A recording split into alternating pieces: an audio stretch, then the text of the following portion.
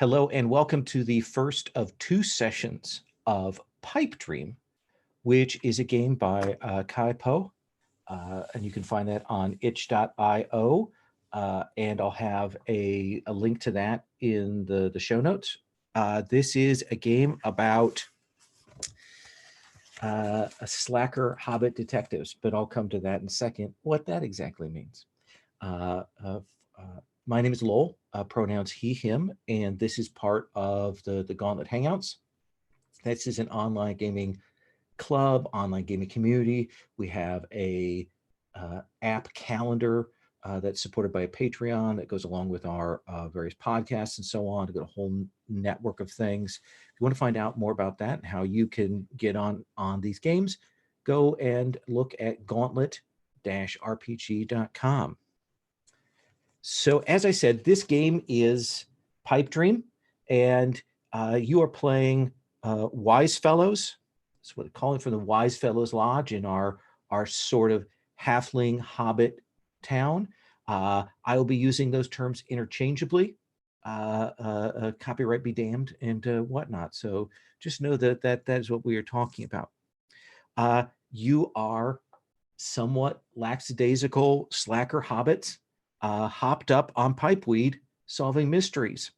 That pipeweed gives you special insight and access to magics, but you also may just generally investigate. You are consider yourselves problem solvers and detectives and so on. The general public may not regard you in such high esteem, as well as the sheriff may not consider you valuable additions to an investigation. Let us just put it that way. So the general play is we'll introduce our characters, put them together. We'll set up an inciting incident, as someone comes in to ask for your help. We'll stumble through and see what happens. You may solve the mystery. You may make things worse. We will discover that. The mechanics of the game are based on Cthulhu Dark. Everyone has a rating of what is called dream. Your dream is an access to magic and access to special insights. But the higher it goes, the more powerful those insights and powers can be. But when you get to the top of that which goes from 1 to 6, when you hit that 6, you kind of lose yourself. So that is a thing to keep in mind. That is the clock that is running on this game. So I'm kind of going through cats. I've done my concept approach. Tone, this is pretty light. There's some potential darkness from mysteries, depending on how that goes. I would say that I'm going to try and play it straight as much as I can and let you all play as you wish. I would suggest that we aim for more Jeeves and Wooster than Dude, Where's My Car? In terms of going too heavy on things. But I'm going to let you play with that and see what you find comfortable within that. With that in mind, we have some safety tools. One is the X card, which I know all of you are familiar with. X card can be done verbally, can be done through the gesture or in the chat, however you wish to do that. Something you find objectionable, problematic, hits a phobia, hits something you really don't like. It also can be if you feel that something is wildly off tone from me or from another player. It's fair to X card that. So those tools are all on the table. And then to complement that, you will find in the Pipedream Keeper, the sheet that we have, I have a tab for lines and veils. During the character creation process or anytime later, you can go ahead and check a box on something that you feel is a line, meaning that you don't want to see it in the course of the game, or a veil, something that you want to fade to black if it pops up in the game. The one thing I will say as a kind of content warning is that the pipeweed is an analogy. It is a fantasy drug. So that is one thing that we do have on the table. I've mentioned this before in our earlier talks. So it is a thing. We're not going deep into drug abuse, but it is drug humor in its own way. So I just want to make sure everybody knows that that is on the table as a thing. So if you have anything you want to mark, go ahead and mark that freely. And before we actually get to play, I will stop and we will go through the lines and veils. So what I want to let all of you loose on, though, while we're doing this, is the character creation process. There is a tab called Character Creation, which has a set of choices to work through. And you'll be getting essentially choosing your upbringing, up to 3 character flaws, up to 3 things for previous work. Those are things that you can call on to give yourself extra dice in incidents. As well, how you entered the lodge is another thing. And then specials are, you can pick 2 things that you have that are unique that can do stuff in the fiction, but also might provide an extra die. And then you're going to choose what pouch of elderweed you have. And you'll see the list there. And there's a tab called Weed and Words that describes all of the various pipeweed and all of the words that are there. So I'm going to let everybody put their things in, give you a few minutes to do that, and then I'll come around and we'll do some introductions and I'll ask you some questions. Are there any questions anybody wants to ask before I sit here awkwardly? Hearing none, I will be quiet.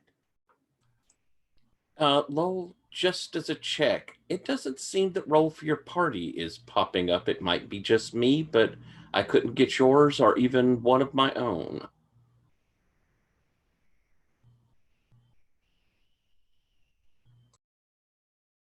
The one in the character keeper open for me just fine. Typically witty escargot. Yeah, it's popping up for me. Let me make sure that the dice are working. May on just it and be everything. me, though. Huh, let me check. Yep, I'm getting it. I'm getting dice.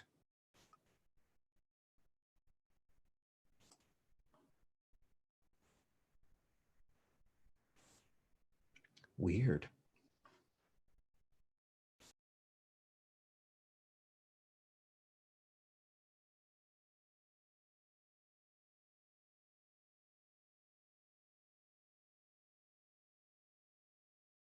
Well, it's working for me now, but for a few minutes, it just refused to. It said it couldn't find the IP.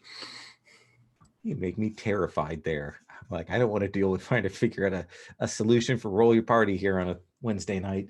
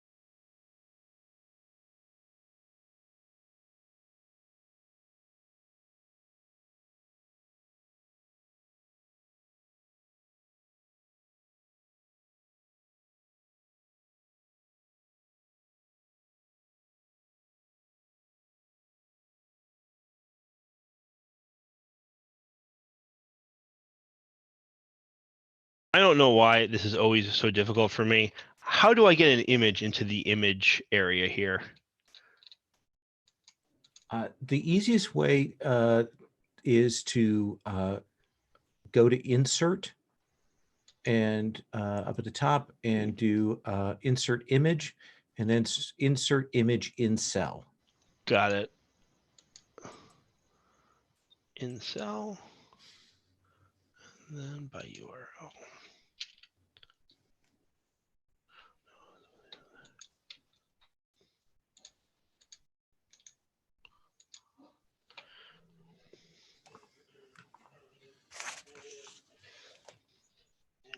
we go. I don't know why that's always so hard for me, but like every single time. I understand.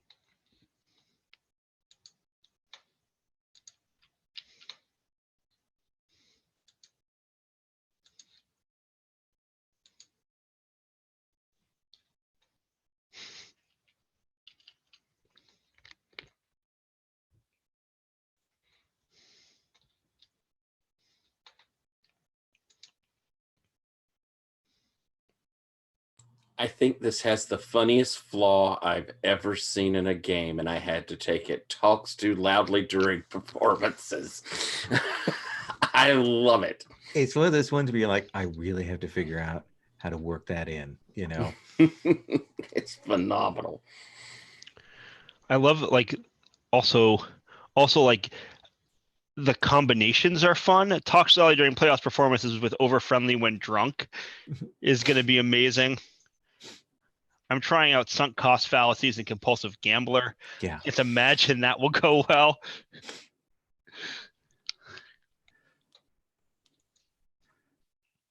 You seem to be a complicated plan sort of group too. Oh yeah.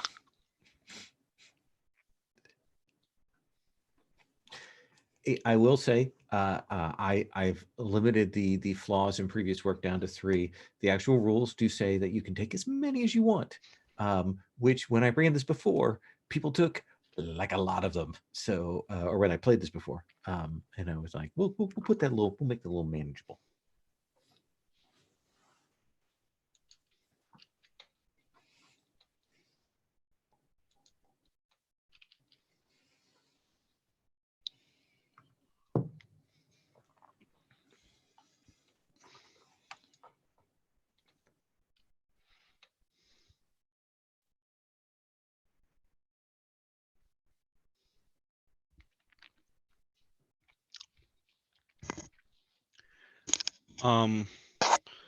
Other means you can choose something other than the ones listed. Absolutely. Yeah. Okay.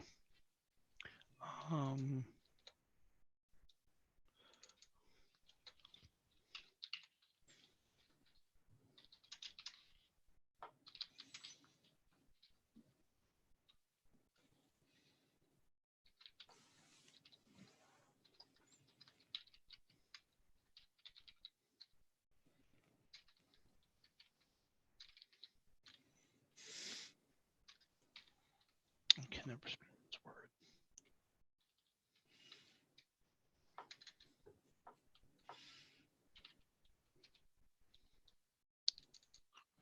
I just spell license. I don't know. Another thing I can never do. LICENSCE. Yeah. SE. Is that right? We're gonna pretend that's right. Yeah. Well, here's the other one. Of course, there's a British spelling for that, and, Oh God. which Legacy uses, because while Legacy Life Among the Ruins is written in American English, the actual text is written in British English. There we go. Thank you. That is one of my 10 words I can't spell on the first try. A guard being the other one amongst those. I will never get the U and the A correct on that. Me too. Every time. Yeah. I work in IT and have worked in IT for 25 years now. I manage an infrastructure shop.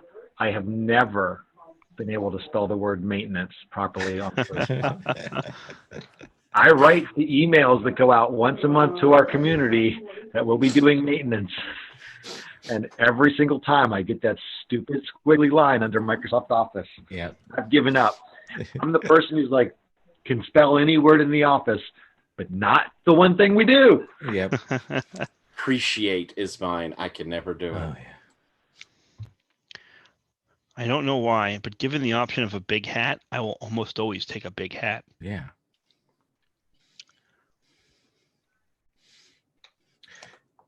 Given the option, Sherry will always either take a net for her character or find a way to get her character to have a net. It is an invariable thing. I did not know that, but I have Yeah. played games where she's ended up with a net. So. Yes.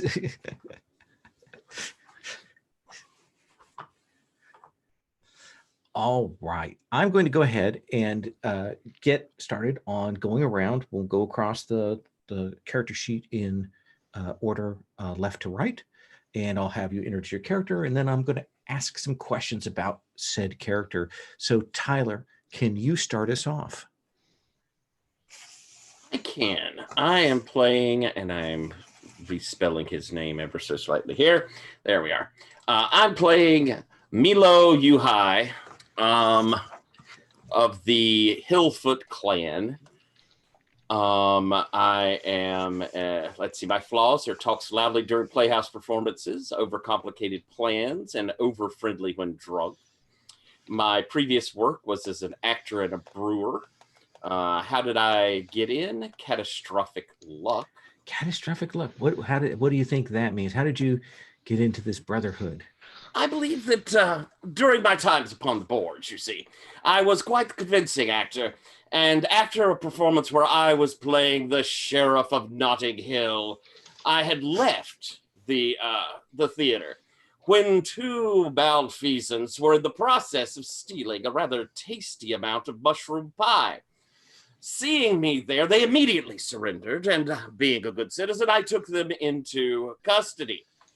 As it turned out, there was an opening looking for someone to be in law enforcement, and my demeanor being so well refined was such that I was asked almost immediately. Excellent. And brewer, ale, cider, what kind of, all of the above? I probably went with the ales. I'm Okay. probably more of that end. And tell us what your specials are. Yes. Oh, my special belonging is my stage makeup kit. And my specials, I took Word of Power, which is you can see words. Oh, see the words better. I took Inhata or Inhatis. Bless agriculture, bless travel by river, heal one harm or major illness. How do you think that you came to be in possession of such a little piece of magic? I think that there is, I think that comes probably from my family. I think that is an inherited quality that has been passed down. And probably I was meant to be more doing practical things. I probably was trained up as a brewer in the family business, and you know, we grew hops for our ales and such. But then when I moved away from the stage, the knowledge still stuck with me. Okay. And I took the other thing? Hillfoot hole, Oh, which so is a lovely home. You actually have, whereas the others may be imposing on other people's graces, or hobbit couch surfing, or sleeping in the lodge. You actually have a place. Is this inherited from your family? Is it something you bought? What do you imagine for that? I probably bought that. It's okay. Probably, I think the family isn't overly delighted that I didn't stick with the family business. So I had to get my own. So what was the last play that you performed? Oh, I suppose probably The Taming of the Shoe. It's a little bit, it has an element of the finer things of, a person who rather foolishly put a shoe on, discovering how horrible and confined it was. He couldn't manage to get it off. It had great pathos. I like that very much. And when you say you talk loudly during Playhouse performances, does that mean that you're overly project when you're on the stage, or is it when you go to see other people's performances, you are perhaps more You vocal can't than you would otherwise be? abide bad acting, and it's just a professional courtesy to let them know. And if I'm in the audience and they're doing poorly, then possibly they should know. But if they're doing well, I like to let other people in the audience. I'll point out how good a turn of phrase that was. And what does your pipe look like? I think I probably got it's going to look a little Sherlock Holmesy. It's Okay. got the full dip. Full dip, that like a good standard wooden pipe, or is it a carved ivory? I think it's horn. I think Horn? Okay. probably like deer horn, maybe. Okay. In a classic shape, or is it carved artistically?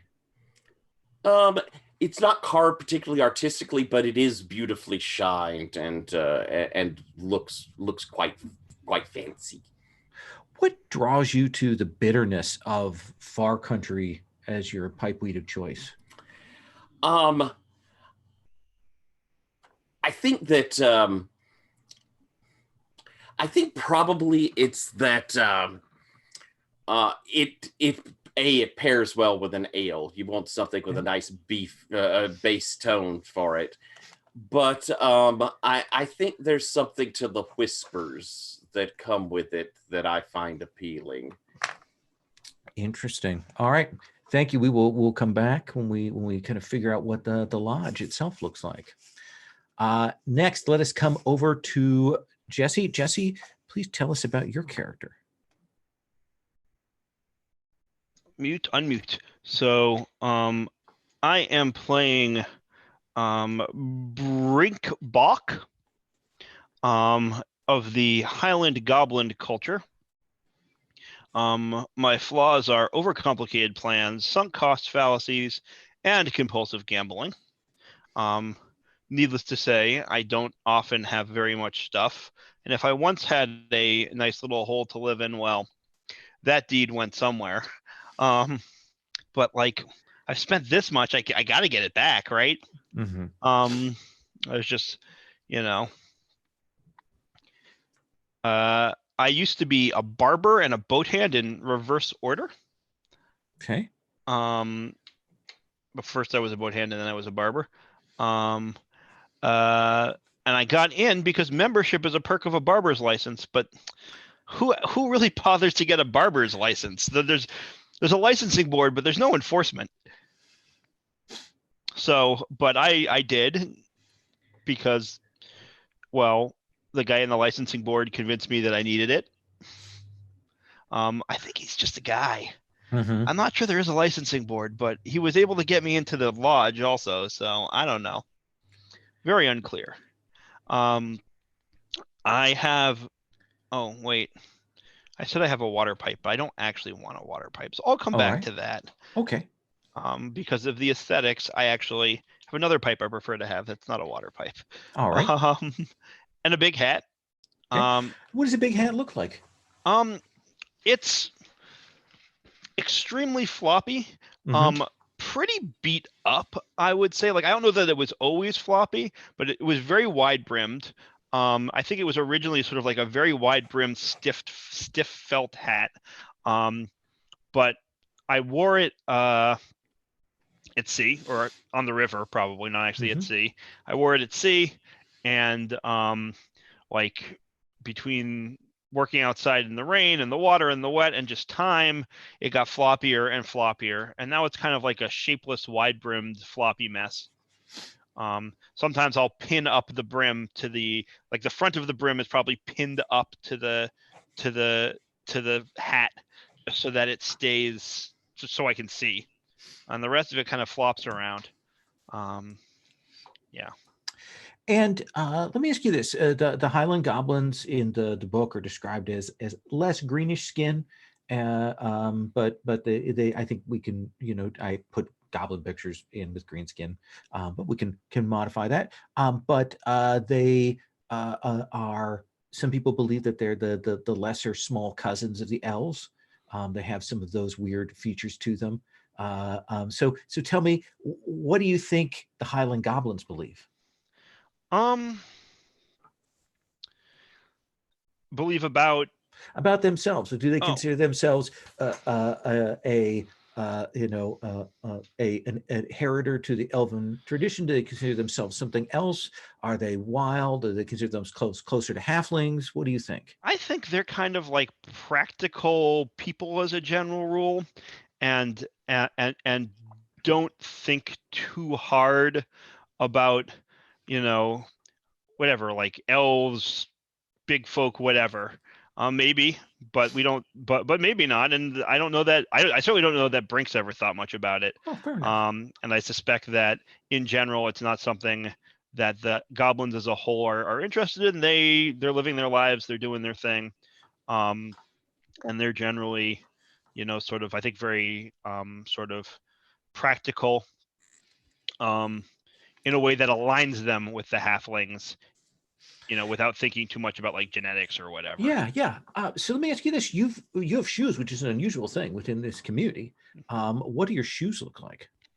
I think they're like boots,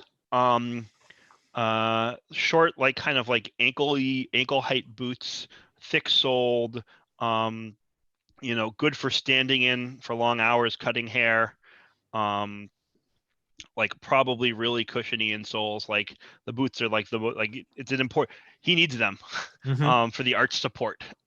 He needed them for the arch support when he was a barber. And now they're kind of a little bit beat up probably because it's been a while, but they're in good shape relatively. Were you a good barber? Good enough. Good enough. Didn't win any. When you go into the barber shop, and you generally want to go to the barber with the worst haircut, because they're not cutting their own hair. One of the other guys did, and the other people did. So he was never that one. Okay. I was never that one, but I also was never the one with the best haircut either. Somewhere in the middle. That seems fair enough. And what draws you to Old Skunk as your weed of choice? It's got that like. Well, there's a couple of things. Number one, I think that it tends to smoke cool. Like you're not gonna. It's not too wet. It's dry and cool. And so. Like you don't have to relight the bowl that often. It's like a very sort of soothing, relaxing kind of smoke, but with like a surprisingly strong smell, thus the name. And I think it's that sort of like that dry, cool smoke that I appreciate. Excellent. All right. Have you chosen your other special, or do you want to? Yeah, I have. I just need to actually put it in there. Okay. It's gonna be finger bones. My grandparents' finger bones. I think it is actually my. I don't know which one. Mm-hmm. Just have the haunted finger bones. Okay. Yep. Is that a blessing or a curse to have those? So far, it's only. I feel like it's a blessing. Right? It's real lucky. I always like clutch them tight before I roll the dice or play a hand of cards. Never play without them near me. I do keep losing, but like imagine how much I would lose if I didn't have them. I think that is a fair assessment of the situation. Excellent. All right, thank you. We will come back to you. We'll ask some other questions. Stephen, let us come to you. Tell us about your character. Hi, I'm Stephen. I use the he/him pronouns, and I'll be playing Saley, who uses the she/her pronouns. Saley Nimbleheart is covetous, flighty, and a liar. She used to be a scullery worker and worked her way up to being a smuggler and then a dance/fiddle player. She got in by Mistaken identity. It just plays along. Who did they think you were? So they were actually looking for the a contact in the inn that was the previous dancer. So I dance at the inn for my room and board, and I play the fiddle, and I was loud, and they came in and assumed that I was her. And I was like, "Of course I am." That seems fair. It is your fiddle, your tool of your past trade, then?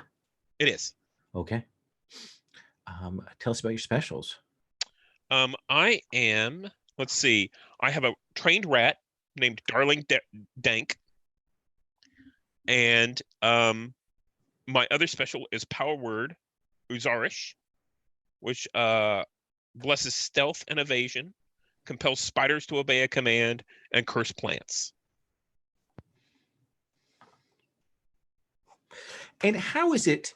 I can see the transition from scullery worker to smuggler. I can get that. You know that you got hired to help out with things. What was the transition from smuggler to dancer / fiddle player? How did that occur?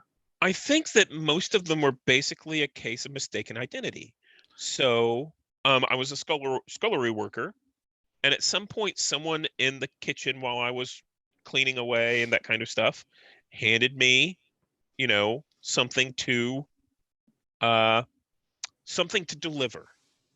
And I said, "Oh yeah, of course, of course I do this. I do this now." And then at some point, it made a good sense to have a front. And I started playing the fiddle, which I'd always kind of plinked around with, and I think I'm really good. And then eventually, maybe the fiddle work became the bread and butter, and the smuggling work kind of dried up a little bit. Okay. When you say you're covetous, what kind of things do you covet?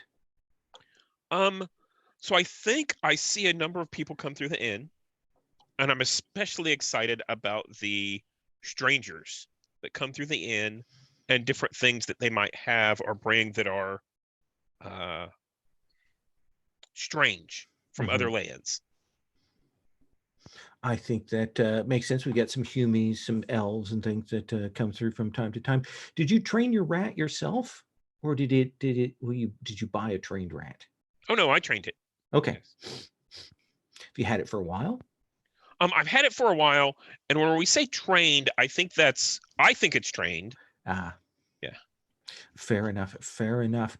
What does your pipe look like? It is a very long stemmed pipe that is made out of a dark wood. It looks almost black. Mm-hmm. And the bowl has been polished to from use and handling to almost a shine. Is this an heirloom pipe?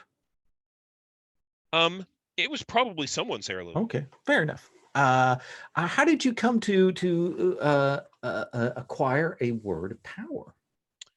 So when I first started out playing the fiddle, I had to use sheet music, which I could only partially read. Mm-hmm. And there was a gentleman at a table as I walked in who had this big dark cowl on, and he had this lovely book sticking out of the back of his cloak. So whenever I went to go up and set out the music, I set this book next to it, and I started playing, and didn't realize that the words, I kind of blended the words from the song in with some of the words from the book. And then everything got real quiet. And that's how I got the power word. I like that very much. And do not forget that when you take a power word, you will increase your dream by 1. So you will start at dream 2. Tell me, what has drawn you to Mellow Finch as your pipeweed of choice? This might be why the smugglers' work dried up. It was something I was given to smuggle, and So I tried it and I was like, this is kind of delicious. I think I might just keep this, and of course tell them I delivered it. That's perfectly okay. They won't miss it. Yeah, that makes perfect sense. All right, thank you. We'll come back with some other questions in a bit. Scott, tell us about your character. Sure, I'm Scott. I'm a he, him, and I'll be playing Taffety, who is a she, her. And I'm probably, I think it's without a doubt that I'm the best looking, smartest, best dressed of really all the marsh flowers. I think this is an irrefutable fact. It's been proven time and again. And I mean, what more could there be to say? Fair enough. And your previous work? Yes. Well, I've done some of this, and then for a while, I've done some of that, and then I did some of this and that again. And sometimes I picked mushrooms because why wouldn't you? Sometimes you need a break from the weed, and mostly just a bit of this and a bit of that. I see. Work. So do you imagine that ne'er-do-well means essentially just kind of getting by? We might call it dilettante. Yeah, I not so much getting by as people are delighted for my company, and to have me around and about, and to feed me, and to put me up in their spare rooms. It's what can I do? But accept their gracious offerings. And what lie did you tell to get into the Wise Fellow Lodge? Well, I think if you think back to the tragedy of the malevolent stranger, you'll realize that all the rest of the lodge members were stumped, but I came and solved that crime, that mystery, when everyone else was stumped. They called on me again. This is years past. Many of the lodge members may not remember this, but in the incident of the villainous librarian, I'm the one that found all the missing fine money. So what more could they do but to offer me a membership in their fine establishment, given my amazing skills of deduction? Clearly, Absolutely. It is a tragedy that all the records for those past cases were lost. Yes, well, the librarian was the one holding on to them. And what can you do when you've got a villainous librarian running about? Absolutely. It is a tragedy. What tool do you have from your previous work? Tool, I've got, let's see. I have, well, there's so much that people give me as gifts. I think the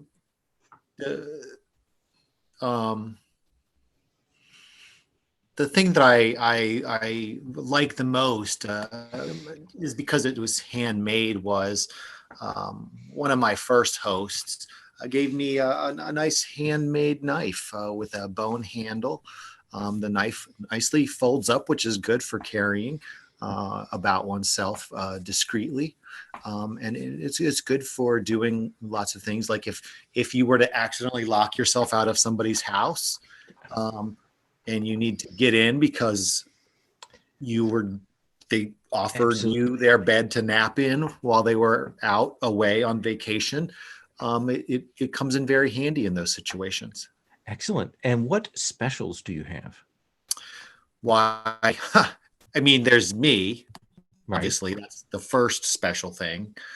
And then I don't know if you notice this parasol, because I always accessorize to the fullest that I possibly can. And you never know when there might be too much sun out or a little rain, or you may just need to distract someone when you are maybe leaving their house without their knowledge. You don't want them to think that you're a bad guest just running away.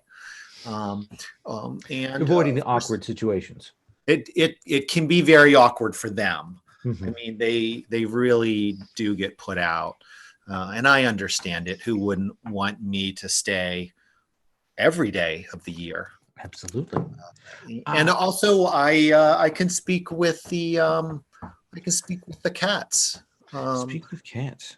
Yeah, and they don't like many other creatures, but they recognize in me a kindred spirit, and they definitely will talk to me.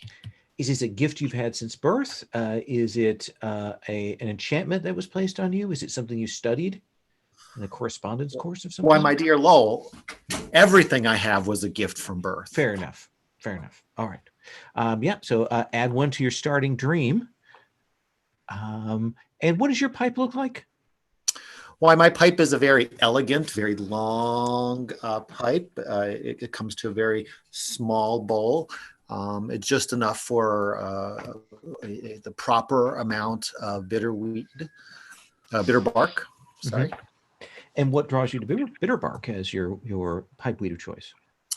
It's a very wonderful flavor, but I've also noticed that during some of those times when you are leaving your host's establishment and you would like to distract them from the fact that they're losing your company, that it produces a very heavy, thick smoke, and it does well at that. Absolutely. All right, we know our characters. We know that you are four amongst the present members of the lodge. There are probably a few others that are around and about, but they may have other tasks that keep them occupied from time to time. Tyler, the Wise Fellows Lodge, is it its own little building? Is it attached to another thing? What kind of place is the lodge where you and your compatriots meet? I think it's attached. I think it's attached to an inn. Like, there's the inn up front, and then kind of a hallway, and of course we have a nice door that very clearly says official Wise Fellow business only, and you go through, and maybe there's even some pictures of fine old wise fellows of the past along the hallway before we enter into the lodge proper. The lodge chiefs of past. What is the symbolic headdress for the lodge chief of the Wise Fellows? Ooh. And Wise Fellows, that is our lodge. There are other lodges with different names? No, you're the only one. Oh, all right. It's a very weird little order that they have here. Okay. All right, then. Well, most hobbits, halflings tend to organize around family lines, so this is somewhat unusual. Okay. Well, I think to go along with the idea of wise, I think that it probably has a sort of owl motif, but it's like one of those great horn deals. So it has enormous pointy feather tops off the top of it. Absolutely. Absolutely. I think when we come into the room, we probably see that headdress up on something as a decorative thing.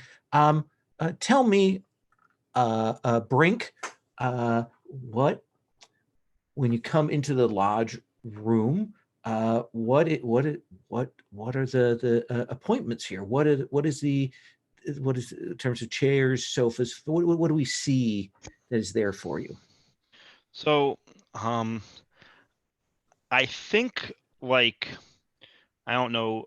I think like a generation or generation and a half ago, it's like I'm picturing like dark wood. It's certainly dark now from all the pipe smoke. Yes. Right. Sort of like leather and like soft wool, flannelly type materials. And like a generation or a generation and a half ago, it was all real high quality. But like you're saying, all the pipe smoke in this room, like it needs to be kept up. And I think based on how its current membership seems to have, the lodge may have fallen on somewhat hard times. In some ways, And so like you could see how nice it used to be, and it's still very comfortable. Everything feels cozy. But it's also in that sort of like worn out, broken in stuff that was high quality to begin with, so it hasn't completely collapsed. Excellent. And plenty of space for everybody to sit and lounge about. Oh yeah, ottomans and chairs and sofas and maybe even the occasional just like beanbag style chair, but very classy. Excellent, excellent. And Sally, what are the decorations and extra bits that we see in the room that tell us of the past glories of the Lodge of Wise Fellows? There are 2 major bookshelves, and on them they have different knick-knack looking things, and it's just a mishmash of all sorts of things. And then along the walls there are it's almost as if the walls are wallpapered with wanted posters. Mm. And we've taken different wanted posters and kind of posted them up. And I think there's a believable sorting structure to this. Some of them we have completed and some of them we haven't. And we think, oh, these are completed and these aren't, but sometimes they get mixed up. Mm-hmm. Fair enough. I think that's absolutely reasonable. And Taffety, what is the food, snack, drink situation like in the lodge room? Well, we've got some very nice, very fine teas, some wonderful biscuits. Really, what more do you need? Oh, good I mean, tea, biscuits. Sometimes we have a little bit of brandy to add to our tea, of course, but it seems to suggest to me that there is a liquor cabinet, but it may be a little dry at this point. Liquor cabinet is such a harsh term. It's more of where we keep sweets or special treats, or liquor cabinet sounds so. I would not be caught drinking liquor. Absolutely. These are fine brandies. These are. Other people might disagree about the need for such things, but that seems reasonable. One last question before I throw the incident on in your laps. Tyler, what is one rumor going around town right now? I'm going to ask everyone the same question. Let's see. Rumor going around town. We have a little crossroads, South Iris Fields, Goldenfield Marshes nearby. There are lots of little places in the distance that are a ways away that were old kingdoms and things that have fallen, castles and stuff. People don't go down to the marsh, but we've got the ferry that goes through. Nice little town. What do you think? I think the rumor is that at least the kids have been saying that they've seen across the marsh and away what looks like they think a circus tent, that maybe there's a circus coming to town. It's not at all suspicious that only the kids can see it, and only the one adults so far. can't. Yes. Excellent. And I will put the same question to you, Brink. What is another rumor that is going around town right now? I think Piper Stoutcast's mean old mule has gone missing. And nobody really misses it. Not even Piper, although they could probably use something to do the work that the mule sometimes would deign to do. Mm-hmm. But it's just gone, up and disappeared. People are worried. It's a dangerous little cuss if it's around stalking at night. Yeah. And the other question is what if somebody did something to it? If something did something to it, what could do it to that old cuss of a mule? Yeah, that's actually right. They don't miss it, but the fact that they don't know where it is concerning. I think that's a great way to think about it. Yes. And Sally, what's another rumor? So from what I see on the map, there's a village, and then across the bridge from the village is where the crops are grown. Mm-hmm. and then north of that, I think there's a forest. There are trees, Mhm. and there's rumors that there's a will-o'-the-wisp that lives in the trees, and that's why the crops are there, because the will-o'-the-wisp comes out at night and makes the weed in the northern edge of the crops the best. Mm. So there's a challenge to go try and get some of that Ah, because it's better. the better weed. Excellent. And finally, Taffety, what is one last rumor?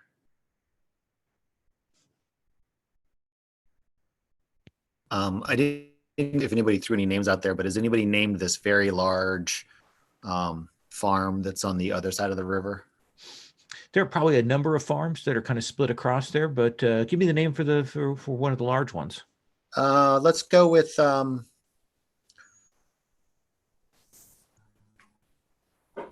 see, so we're golden. Oh, anybody else with a better farm name than me? All those lies that spouted out of my mouth just destroyed my ability to come up with a name. I think Farmer Rumblebelly. Ooh, I like that. Farmer Rumblebelly's prize-winning pig, the Empress of Rumblebelly, is no longer eating and may be dethroned at this year's competition. To go with the PG Woodhouse. I think that is absolutely appropriate. So you are all relaxing back there. It is probably getting on midday. We've done second breakfast, and that's been finished up. And so there's that smell of sausages, tomato, and pipeweed in the room as you are all sitting around waiting there. And there is a knock that comes on the door that is a little more forceful, a little less perhaps tactful than you might appreciate. Well, who in the world would that be? That's quite unseemly. And I suppose I'll stalk over to answer the door. And you will open it, and you will see this middle-aged, slightly older middle-aged hobbit woman. The phrase badlax might be a good way to describe her. Her face is stern. Her mouth is set in a clenched line. Her hair has gone kind of gray, and she's tied it back. And she will look at you and gives you the squint one eye and look at you, and she will say, "Wise fellows." Well, yes. What brings such a lovely young lady to our door? And she kind of pushes on in, and she'll look around. She does this thing through her teeth that seems to be just an absolute a moment of judgment, and she will look at you, and she will say, "I have it to understand that you and your compatriots are finders of lost things, solvers of problems, is to be my understanding." Why, we are the finest at those. The finest that you'll ever find. Yeah, I hawk a loogie and spit into a vase. And she looks around and she goes, "Well, I've come to you because I have spoken to the sheriff, and the sheriff was most unhelpful in my conversations with them. And finally, after I had pressed him for some time, he suggested that I come here and impose on you for your assistance. He indicated that I would need to pay some expenses, so I've brought a few coins and a bag full of potatoes." Ah, potatoes and coin. I pick up one of the cups off the shelf, and I kind of rattle it around, and there's a couple of coins in there that make some noise, and then I set it down on the table next to her. And it's a little empty. And she will say, "My name is Agnes Doublepunt, My husband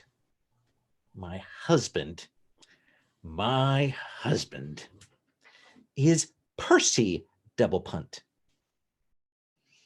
My good for nothing husband did not return the night before last, which I thought nothing of. I imagined he might be out sleeping in a field, or he had crashed on someone's couch or something of that sort. And I did not think too much of it. But when the full day passed, night fell, and he had still not returned, I grew somewhat upset, especially since today is market day, and he was to come with me to help me carry things and to give me a few coin from whatever he had laying about his person. I see. Most unfortunate. So you need him located. I need him located, yes. Here are some coins. She drops a few coins into there, and a bag of potatoes. Locate my husband. Is looking to make sure there's no objections. I kind of poke at the potatoes, and they're a little soft, but they'll do. I reach into the bag and pick one up and take a bite. They are a little soft, a little greeny. Oh. It's got just enough crunch, though. Yeah. Just enough crunch. Well, madam, could you perhaps tell us where your husband went when he left? Did he tell you anything? He was out while it was dark, so I have no doubt that he was drinking and gambling someplace. Ah, noble pursuits. That may be as it would for some people to say, but it is not my reading of the situation. Does he have a normal place to imbibe and take to games of chance? I heard that he was kicked out of the bar that he had had his games at recently, so I don't know exactly where he had taken up since then. But I'm sure if you ask around amongst the layabouts and ne'er-do-wells and scofflaws, you'll be able to find him, and I'm sure that you all have contacts amongst them.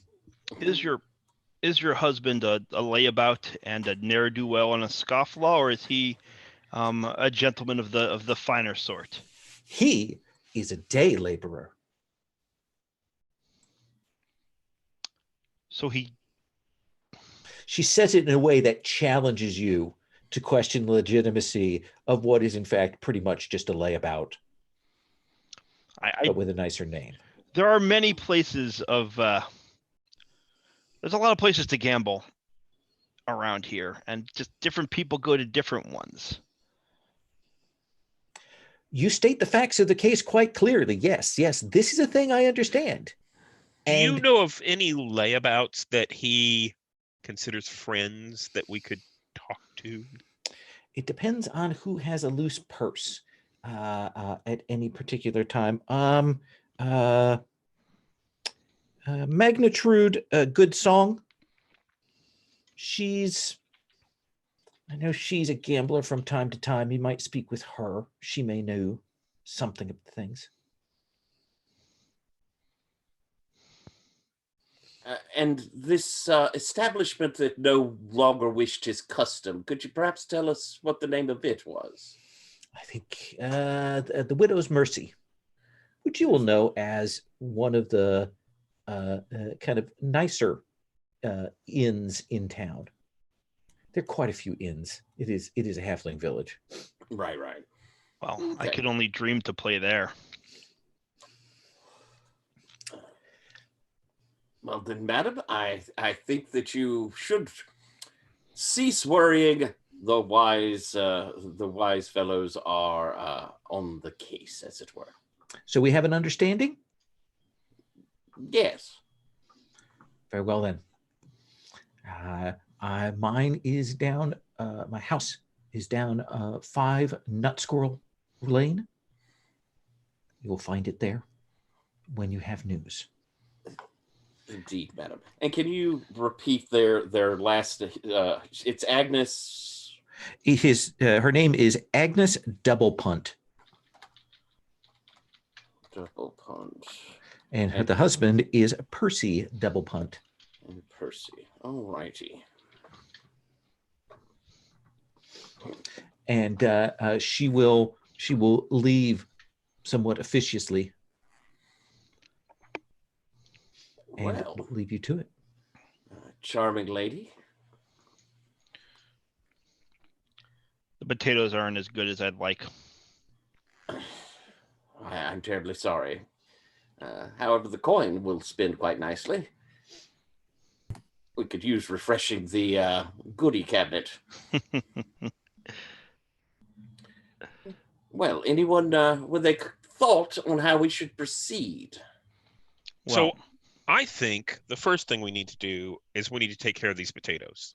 So I'm going to grab a couple of the potatoes, and I'm going to put them on the hearth of the fireplace, Mhm. so that they will bake and warm while we are out. Absolutely. It only makes sense. Good thinking, Sally. so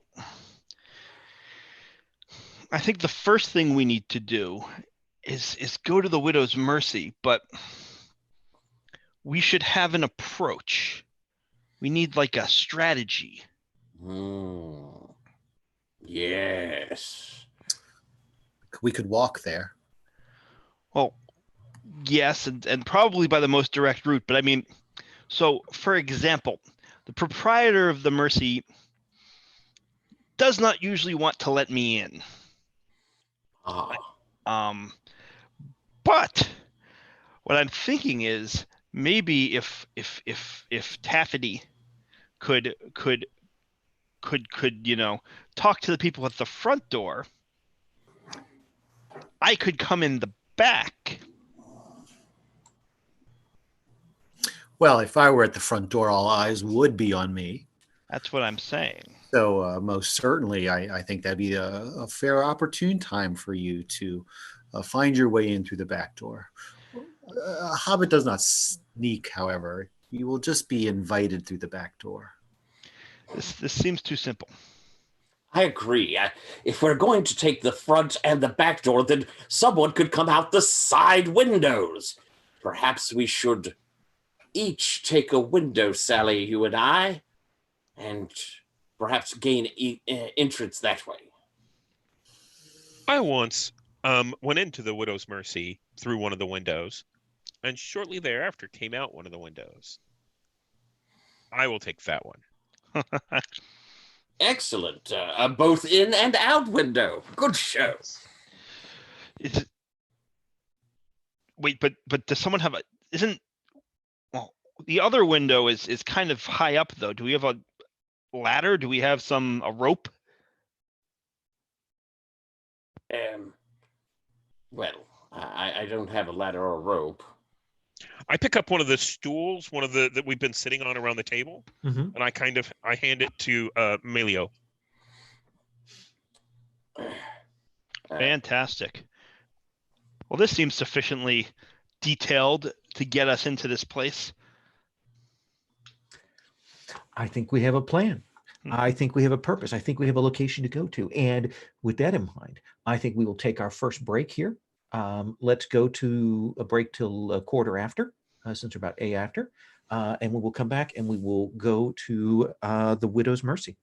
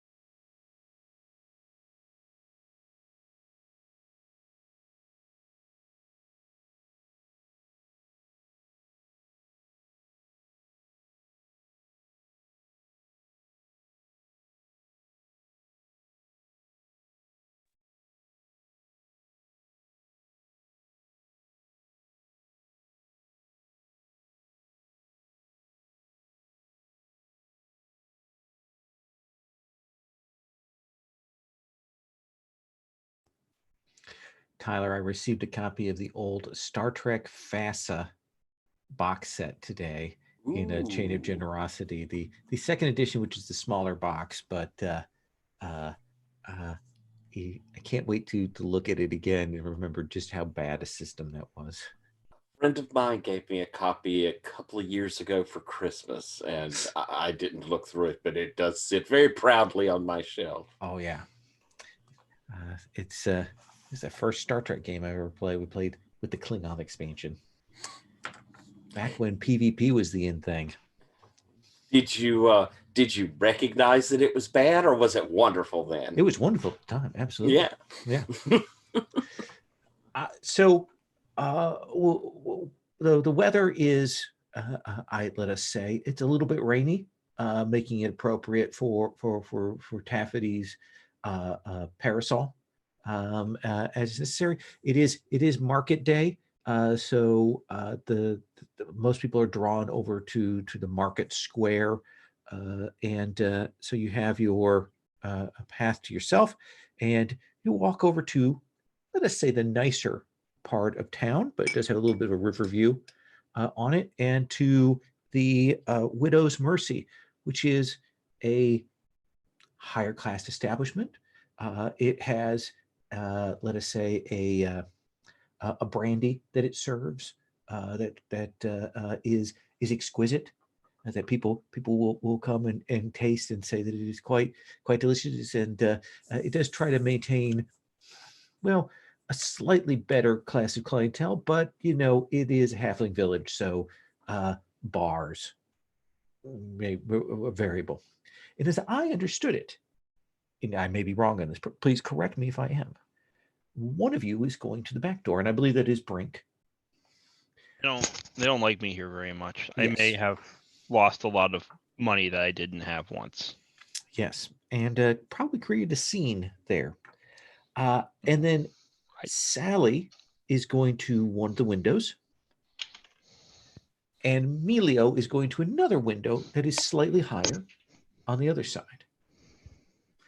And at the same time, Taffety is coming in and attempting to create a distraction by her entrance into the establishment, so as to permit Brink to make their way in. Does that seem like a reasonable reading of the situation?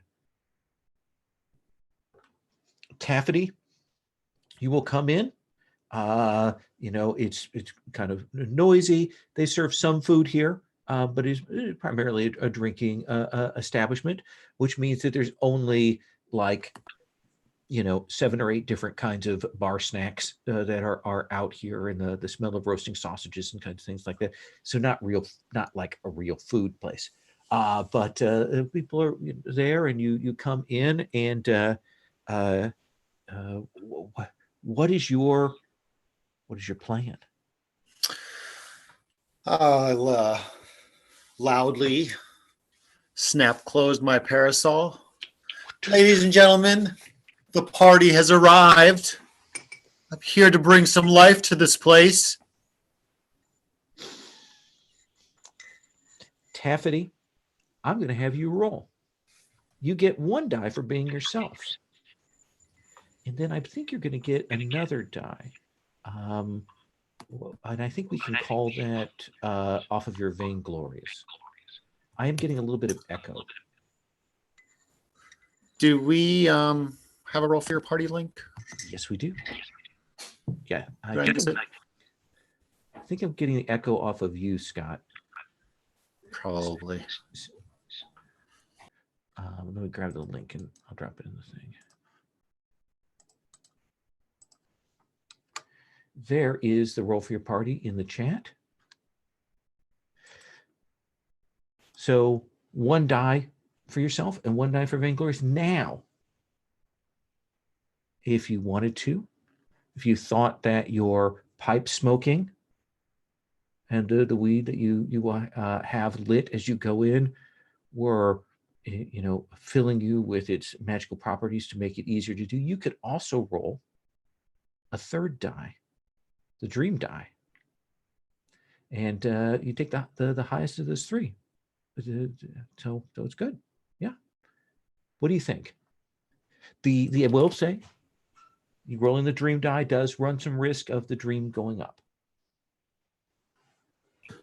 I'm going to roll the dream die. So that's 3d6. Yeah, make one of them a different color. Make the other two the same.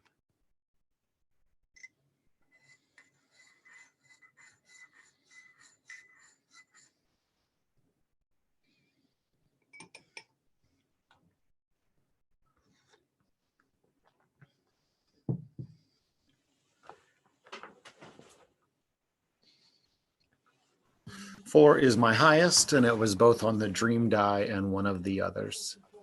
So it is not the highest, though. So I don't think your dream goes up. But it is a mixed result there with that 4. So I do think you come in and you are going to draw the attention of the crowd and so on. But you will notice that the bartender, the owner of the establishment, let's call him Teskin Undertree, is not out here and is probably in back. So he might be hearing you and might be slightly distracted. What it means is that Brink, you kind of are at that back door. You look in. You've heard Taffety's voice is carried. You've heard her go. Are you going to, when you hear her voice, go on in? Oh, yeah, I just walk right in. Okay. Well, I push the door open, stick my head in back and forth, and then my body kind of follows. Okay.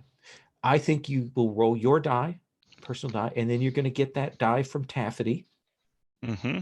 And then if you wish, you may, if you think your dream die would be appropriate, if your pipe smoke would help you, you can roll that. Oh, I will. Okay. So that's 3 dice, 2 of one color. Break. We'll make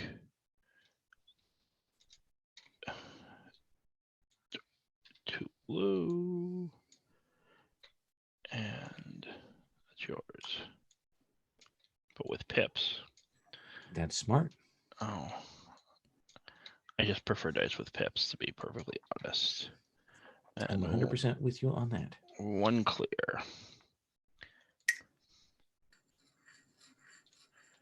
And I will actually roll them. Okay. We should have kept that 6. So I think that you will get in a ways, march in, and you will realize that if you want to go to the front of the house, you are going to have to go past the actual innkeeper, the one who kicked you out before, who is back here. So you could choose to maybe head up the back stairs or do something else or turn around and go back out. Well, I already made it in, so like leaving seems like a terrible idea. I'd have to get back in again. True. We don't want to waste all that effort.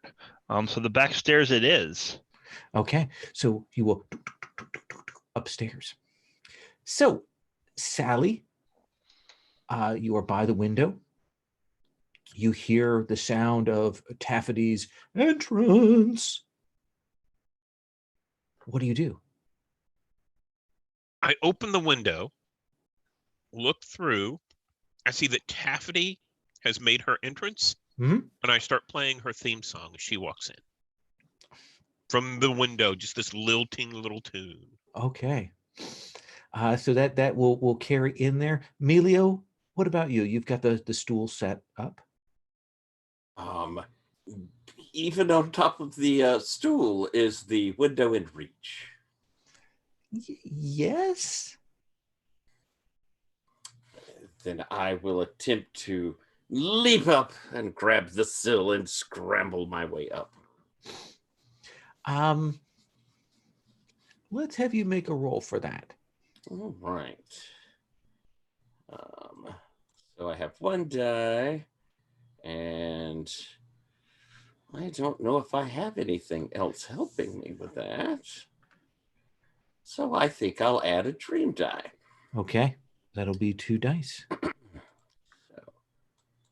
one of those, one of those, and I'll place them and then re-roll.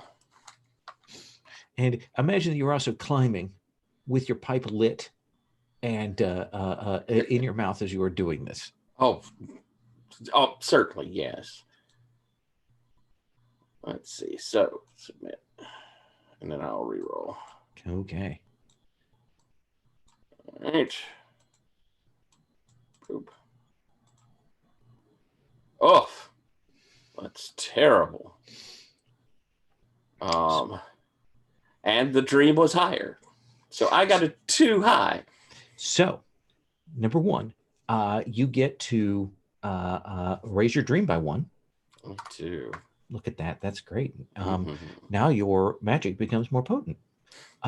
Number 2, I think that you push yourself up and pull yourself through, and you go through the window, and you realize that it is a window above the bar.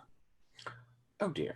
And you will come tumbling down from that perch up of there and land with a crash behind the bar there.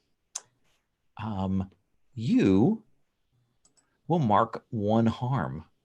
Oh, dearie dear. Oh.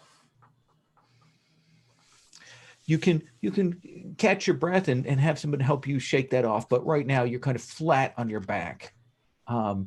Brink, you are going up these back stairs when you'll hear a crash from the front room following from Taffety's things, and you hear the bartender under tree go running to the front room and bellows with a, "What is all this then?" What do you do, Brink? Oh, I dart back out the stairs, back down the stairs, and out through the back room door into the main room behind them. That seems like not a problem for you to do. Taffety, the situation has gotten a little more complicated. Now, mind you, Undertree hasn't seen exactly what's gone on. He hears the music coming in the window. He sees you, and he's heard this crash behind the bar. And there's a barmaid running back to grab a broom and strike at whatever a possum or thing fell out from the window. What do you do?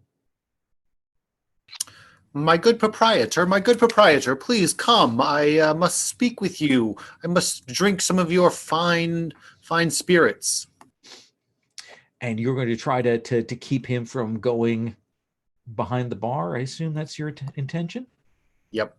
Okay. They will rush up to him, and Tascalin Undertree is certainly quite peeved.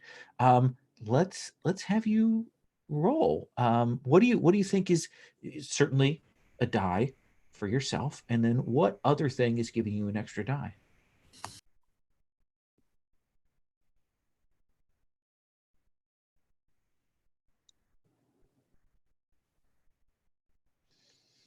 Is it a flaw, previous work, a belonging, a special? What is giving you that second die?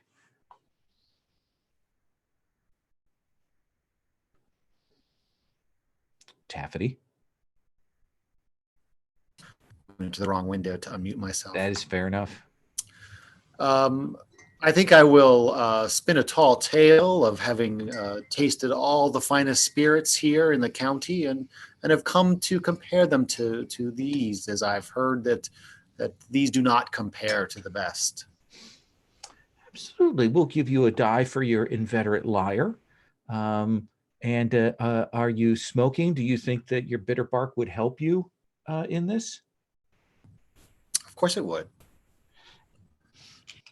Then as you puff on that, let's have you roll. Can I help since I'm playing Taffety's soundtrack? That is a very good. Let's go back and look at the rules and the assist cooperation. everyone helping rolls their dice and we take the highest result. So yes, you may roll your dice as well. Okay. And my dice would be one person?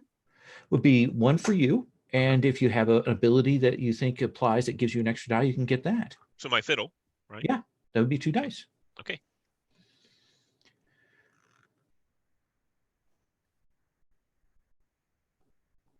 Taffety, what have you gotten so far? So far, my high was a 5, and it was on one of my normal dice. That's good. Let us see if Sally assists.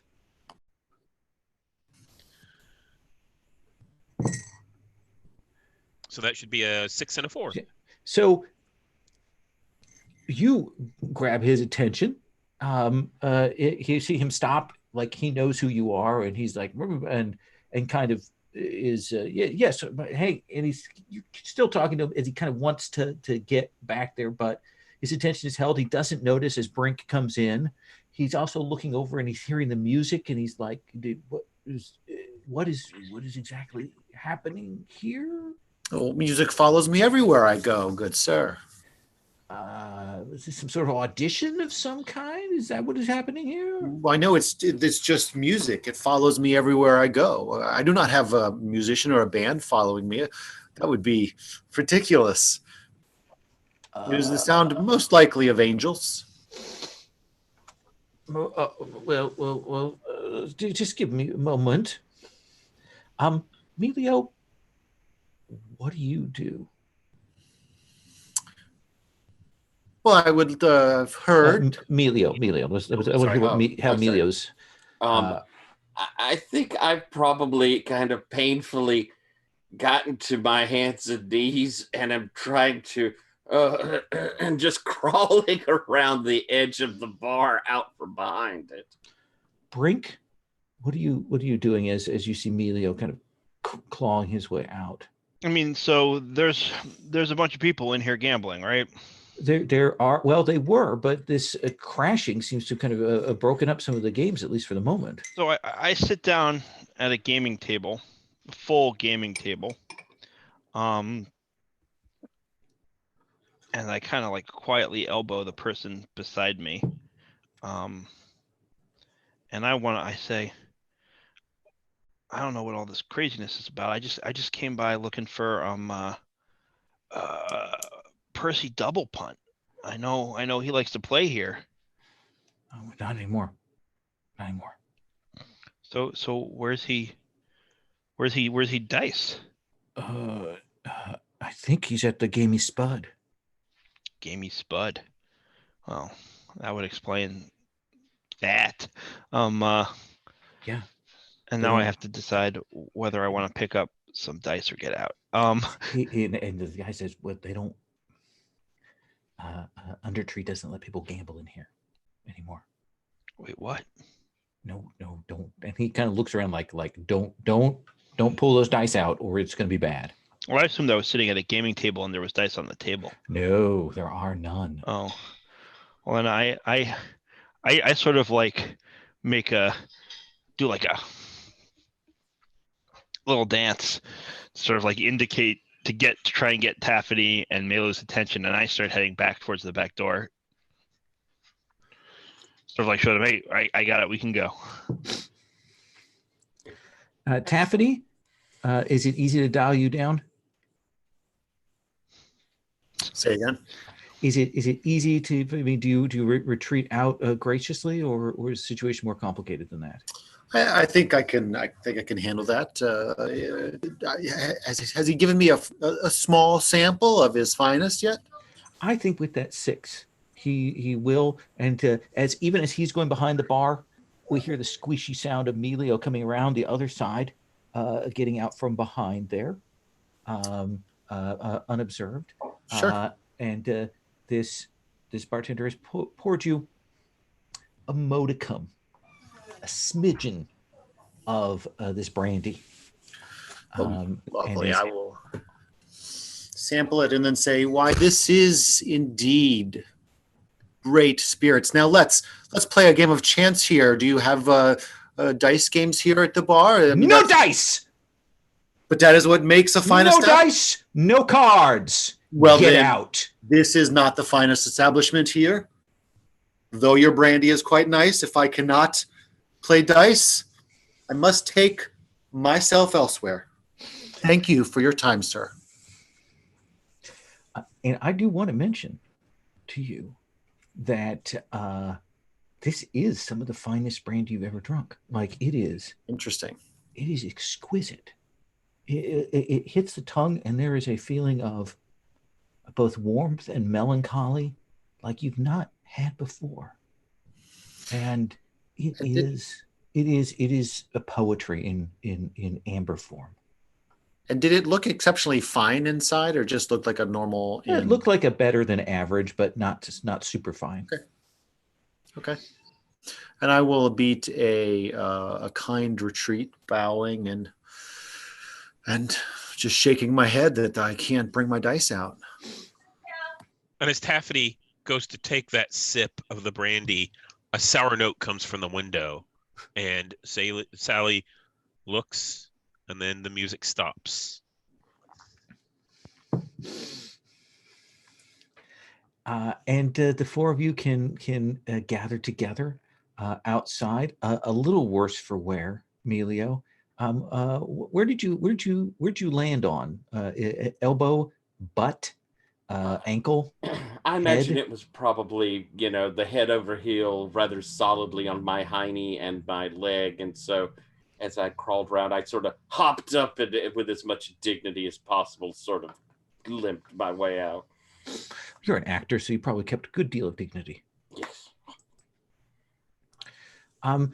So let us imagine that it is the four of you having a brief. Now it's afternoon, so you need to eat again.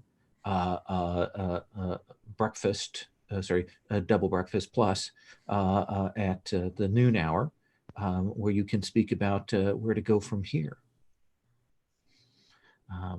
What is it that you say or bring to the table, Brink? Well, apparently you can't gamble in the Widow's Mercy anymore. That's Which, very strange. now I'm wondering if Percy was kicked out or just decided never to go back, because, I mean, what's even the point? I don't care how good the brandy is. They won't let you take out a deck of cards. Why would you want to be there?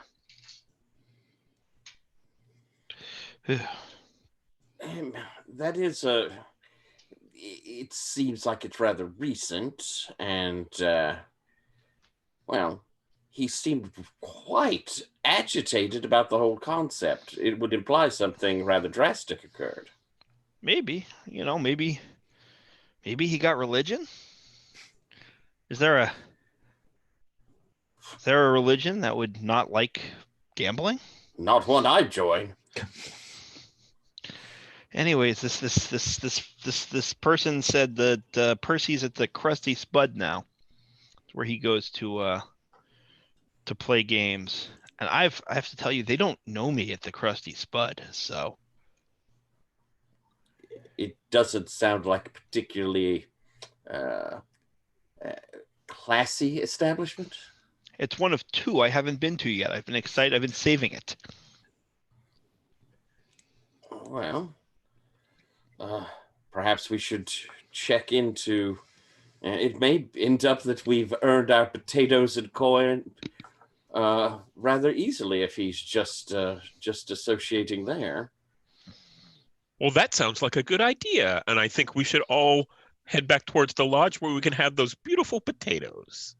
Ooh, yes. And I think to myself, maybe pocket 3 or 4 of those coins for use at the Spud. Absolutely. The potatoes have had that just exactly right amount of time to roast. They have that like little crisp on the outside, and then that soft flakiness on the inside, that when you slice them open, that steam comes out. You have some cultured butter that you've found that you will lay on there, perhaps a little sour cream on there, and you can munch down on these to your heart's content. and for a brief moment, you are not so hungry. With that repast dealt with and your hunger temporarily assuaged, Taffety, what's the next step?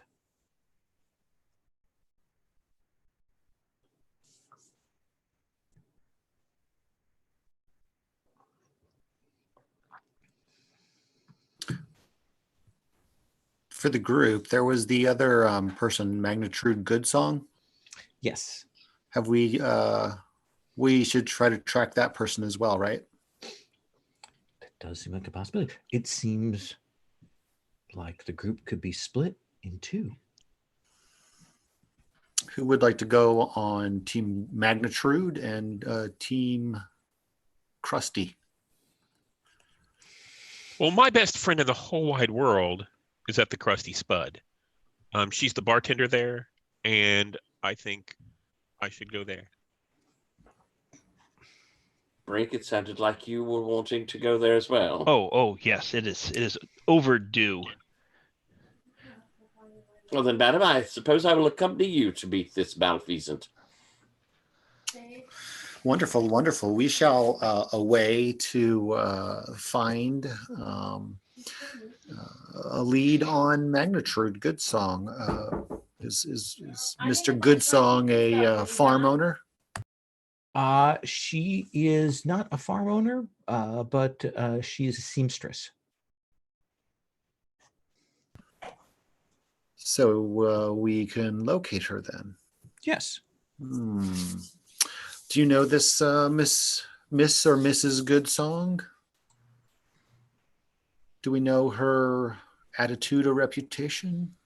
Emilio, what do you know about Magnitude Good Song?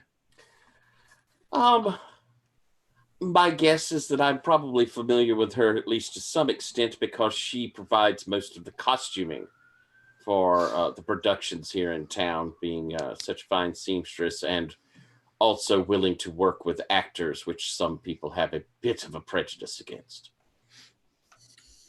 That seems fair. Wonderful. So you will make yourselves presentable and head over to the dressmakers, and Magnitude is there, and she will look at you and she will say, "It's good to see you. How are you? It's I think we've met before, Emilio, haven't we?" Pardon me, madam? Yeah, we've met before, right, Emilio? Yes, we have. Yes. So how can I help you? My friend and I are looking for someone. Oh, who is it that you're looking for? Percy Double Punt, fine lady. Oh, yes. He is a remarkable son of a bitch. Yes, absolutely. Yes. I haven't. Remarkable? Pardon? I beg Remarkable your in what way? Oh, well, he's certainly an unpleasant person when it comes to recurring debts and getting them back from them. Yes, we've heard a bit of his bad character from his wife. Oh yes, she's an unpleasant person. She has a certain way, yes. Have you seen him any time recently? Not since we played the night before last. We were playing Struthos to the late evening, and then the game broke up, and he we went our separate ways. But he owes me coin, as you may expect. So I suspect that's why it's not there. Who else was at this game? And she like lists off a set of halflings of questionable character. Did he owe to pretty much everyone that evening? A little. I mean, not to everybody, but certainly he did seem like he but maybe he needed to figure out a way to get some money. Hmm. Well, he hasn't been seen around in a bit. I'm sure since he owes you, it would be in your best interest if we could locate him. Does he, to your knowledge, does he run off often? Does he have a place to lay low? This is the point at which she kind of pauses. And I would like, Emilio, I would like you to make a roll to cajole information, because you hit a point which there's something she doesn't want to say aloud. So what are your dice for persuasion, convincing? Well, I've got a bit of acting in me. Okay, so that's 2 base dice then. Yeah. Does your dream playing into this at all? No, I think I'll just go. Oof, but I'm also shaken, so I roll 1 less die. I haven't taken the time to get that all fixed up yet. I have not. I will have to fix that at some point here in a moment. Now, do you want to use that dream die? I think I do. All right. I'm going to add another die. Are you assisting Taffety? Most definitely I am. Then you may also roll your dice. And we take the highest of that group. All right. Well, I got a 3.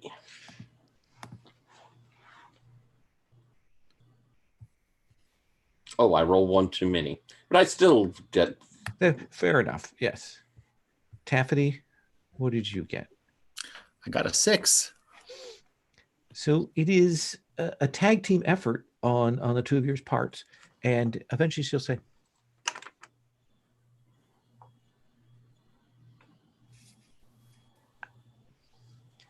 so for the last couple of months, I know that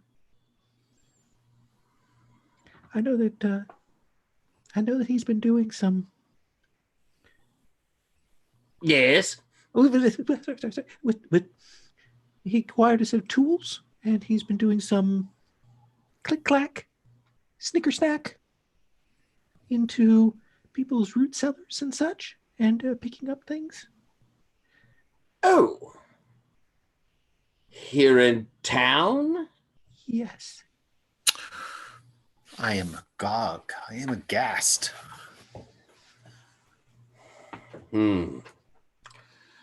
Yes, you should definitely do that sort of thing away from home. That's my thought exactly. If you don't, you're likely to get shivved. Yes, madam. I suppose you're right. Yes. I had a brother that happened to. Oh, I'm terribly sorry. Absolutely. Well, he wasn't very nice, so. What's what happens when one slips on the soap? Then this knife just happens to go wherever it needs to. Well, I'm sorry, you were saying? I'll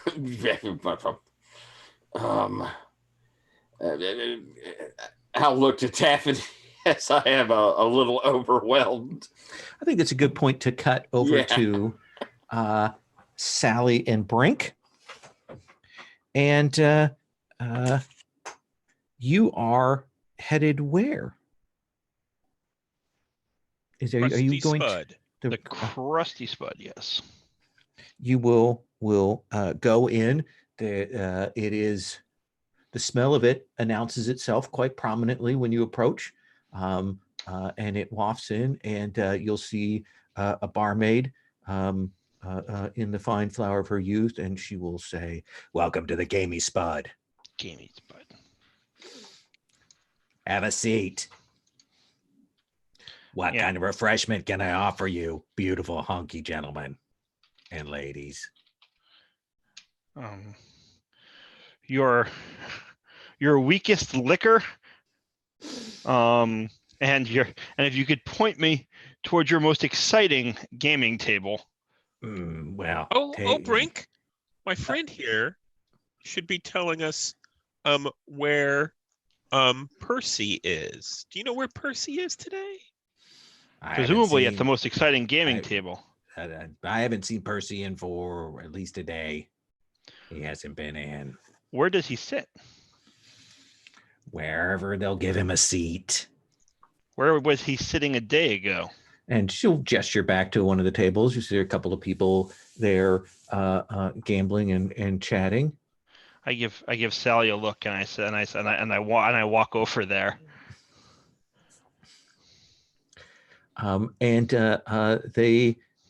She will go and get you a nice mug of near beer, which she will bring over to you. Alcohol is wafted near it at some point in its lifespan. But otherwise, it is a thick, rich, foamy, heady brew that has only a little bit of crunch to it. And she will set that out before you, and she will say, "We've got black sausages." This is fine, you know. This is gotta have a good steak for the tables, right? Yeah. What about you, pretty? I think I'm going to play a little ditty here in your little establishment. Would you mind if I got up on stage? I don't think you can show us your ditties here. Oh. Oh, ditties. Yeah. Yes, absolutely. Yes. Sorry. Certainly. Grab yourself a stool. Oh, I like to move around whenever I play. So I'm going All to right. start playing a song. Okay. I think a lot of her music sounds a lot like Flogging Molly. Okay. Mm-hmm. We likes a wee bit of shanty. And I'm going to do my best to help Brink cheat at cards.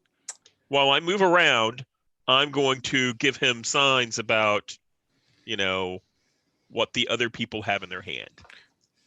Yes. Brink is deeply offended that you think he would cheat, but also will gladly take the help given the opportunity. Pass a coin to your goblin, O Valley of Plenty, and you'll move about. All right. Brink, let's have you make a gambling roll here. All right. And And let's I say, think this will be about how you kind of getting a poll on the table so you can get info or what you want. that's exactly what I was thinking. I mean, look, some of this is just me being an inveterate gambler. Absolutely. Who is well, we'll see. It's gonna be hard to get me up from the table if I lose. Yes. But it's also about that, right? About sort of trying to feel out the table and make friends with the people at it. If I were smarter and cared less about winning, I'd probably try to lose a few hands before I win at the end, but I'm not that smart. I'm just gonna play. Perfect. Then you get your base die plus your inveterate gambler or compulsive gambler. And then are you smoking your pipe and calling on the dream to assist you? 100%. And I'm wondering also, Yes. can I sort of like use my big hat to sort of like the floppy brim to sort of like strategically cover my face at key moments to sort of stop, just to like interfere with them reading what's going on my face. I think in the fiction you're aiming towards, really making sure that that you are not spotted out for your cheating. Yeah. Okay. So your base die plus your additional die plus your dream die, and then Sally, how are you assisting? I know we got one base die plus what is the thing that's allowing you to assist the best? So it is smuggler. I am good at pretending to do one thing while I do another. And I'm also going to roll my weed die. Oh yeah. My dream die? Dream die. Yeah. I think that my fiddle has a little divot in it that I've worn in there with the edge of my pipe. So as I play along, I'll take a puff and then I'll play a little bit, and then I think that some ash comes out a little bit. Oh yeah. Yeah. Perfect. Got a little bit of that. That's excellent. So let's have both of you roll those 3 dice. With that many dice, There's almost no chance this can fail. 2, 3, 4. And 3, 4, 5. My dream die is higher. Does that mean something? As is mine. So both of you get to raise your dream by 1. Okay. Don't we have to make a dream roll first and then? No, well, actually, that's a good point. I let me check. I maybe. I only think that because I was like looking at it a minute ago because I didn't understand it. So it's possible I still don't understand it. If you use a dream die and action roll rolls higher than the name of the die, you must also make a dream roll. And yes, it's then you roll you will roll dice to see if your dream goes up. So both of you will roll a die. If it is higher than your current dream, your dream goes up by 1. And it is. Ooh, but now I can do fancy things when I smoke. Yes. Oh, and it is. So great. So, Brink, I'm going to give you 2 choices here because you are still trying to get information. And I'm going to say definitely, since you said it was really important to you, you're going to keep them from seeing that you've cheated.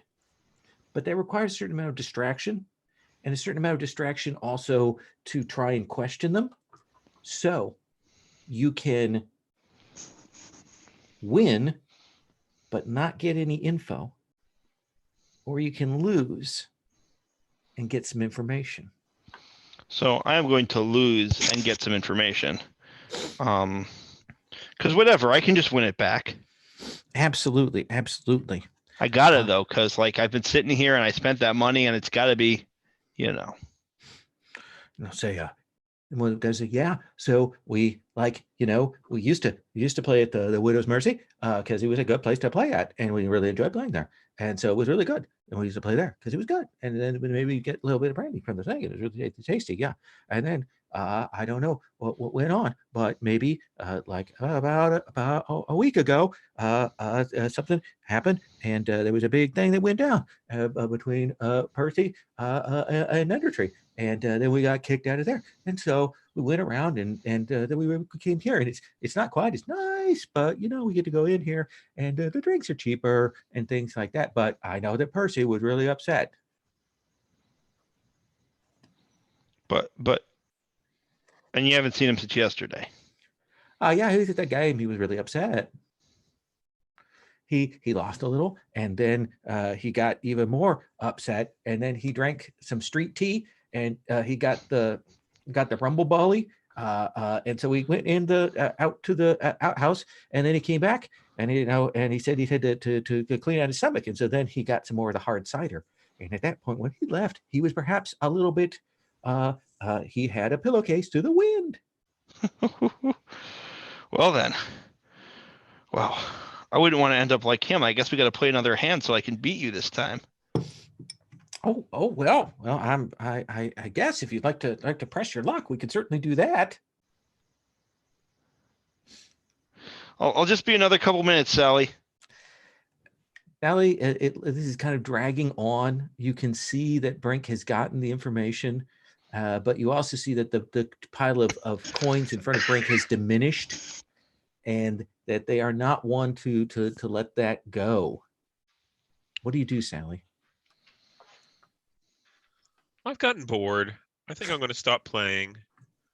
I might sit down between on the other side of Brink's friend Mm-hmm. and watch. And I'm going to pick his pocket. Okay. Let's have you roll for that. What is your appropriate die and such for it? Oh, I'm a halfling. Okay, that's your base die. Yeah. And probably smuggler. Yeah, I'll give you that. Yeah. So. Hey, let me ask you a question. Uh-huh. Where's your rat? Oh, that's right. Darling Dank lives under my nice cowboy hat looking thing with the feathers in it. Okay. But this might be a good time to pull in the rat. Okay. So Darling Dank can See about filching a couple of shiny things. That seems fair. So why don't you go ahead? Are you using your weed to give you an assist? Are you using your power word to give you a blessing on this? I am not. I think I'm just going to use dank, and I think that's it. Okay. Well, can I help out?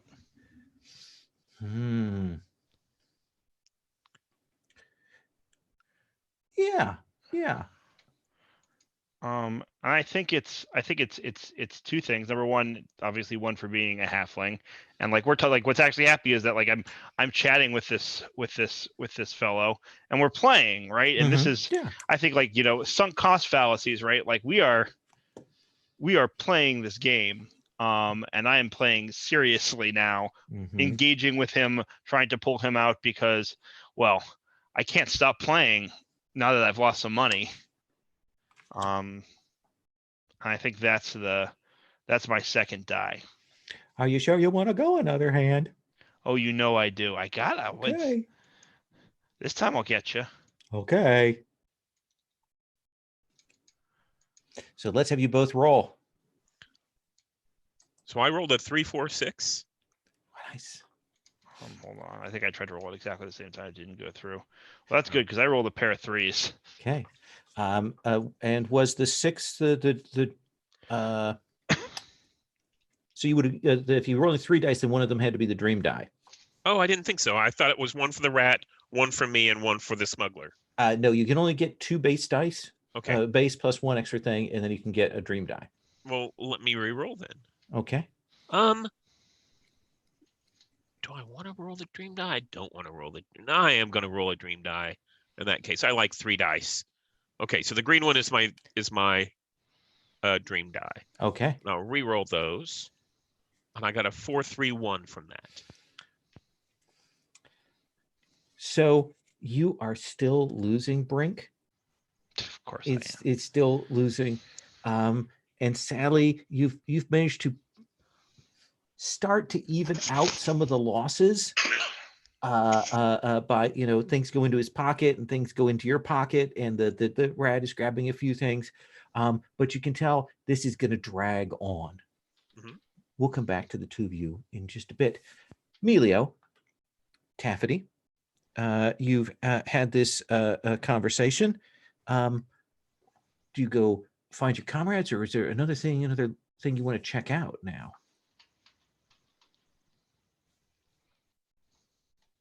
Well, got some special abilities, some magics. It's getting dark. What do you want to do? We know that he's been doing a bit of the breaking into. It's entirely possible he ran across someone in the process of that, and it came to a rather sticky end.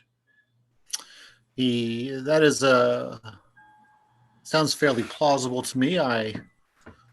I know a few cats that prowl around at night. Maybe I can scrounge one of them up and we can have a chat and see if they've seen anyone slinking about the area at night. Oh, that sounds marvelous. I would love to watch you talk with cats. It's very exciting. So you can go and track down what is the name of this a slightly plump cat, because hobbits eat a lot and they have a lot of scraps as well. These cats do fairly well for themselves.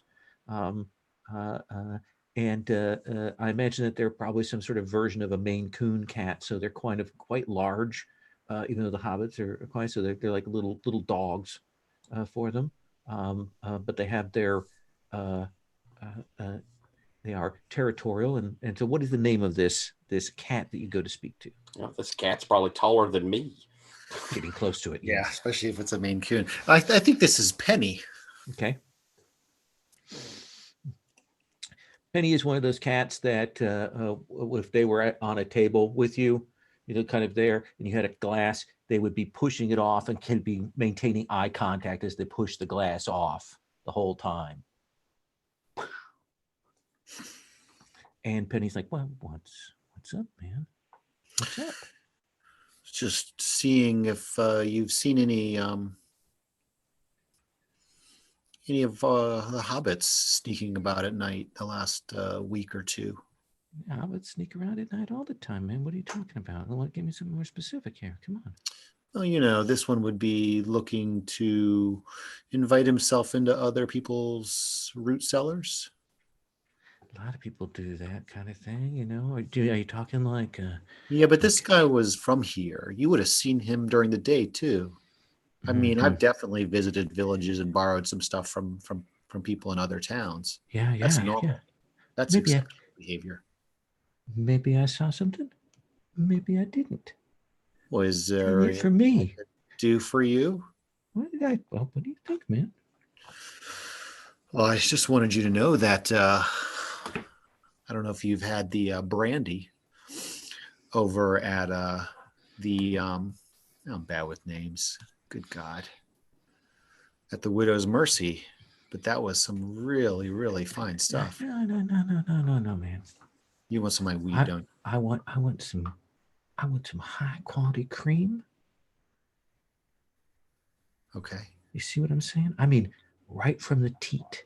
I want it straight there. Oh yeah, I want the freshest cream, man. All right, I'll be right back. Yeah, you go get that for me.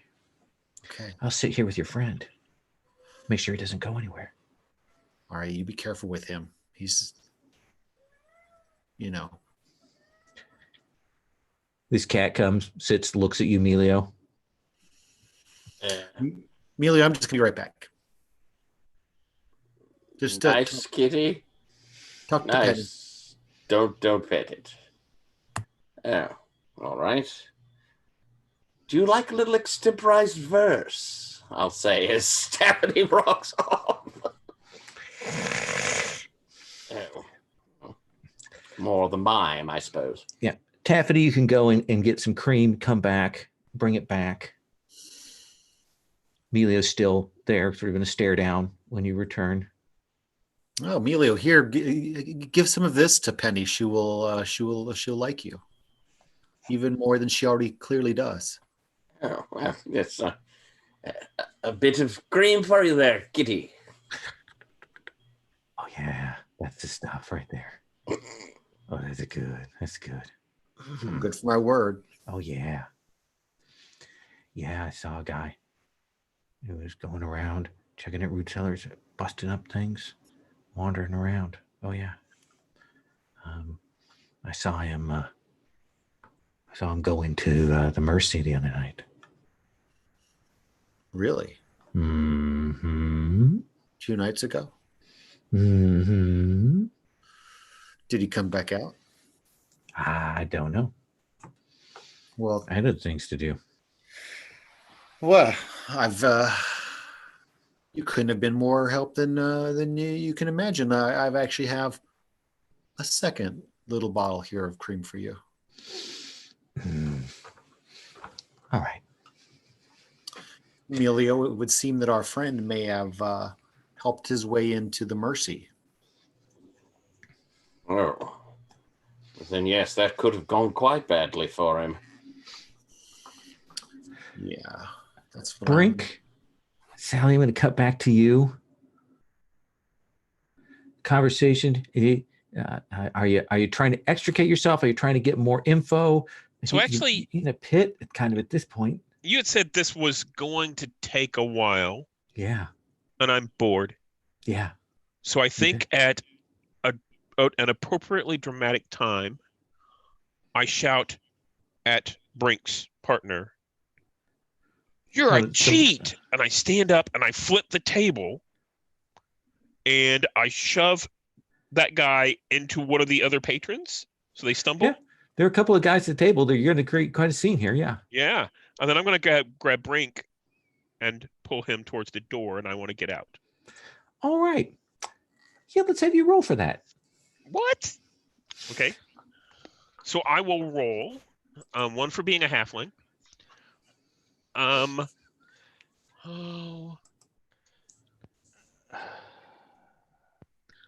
Maybe one for being flighty. Yeah, that does seem like a kind of flighty thing to do. And I'm going to use my power word to bless evasion. Okay. That'll give you that extra die. Yeah.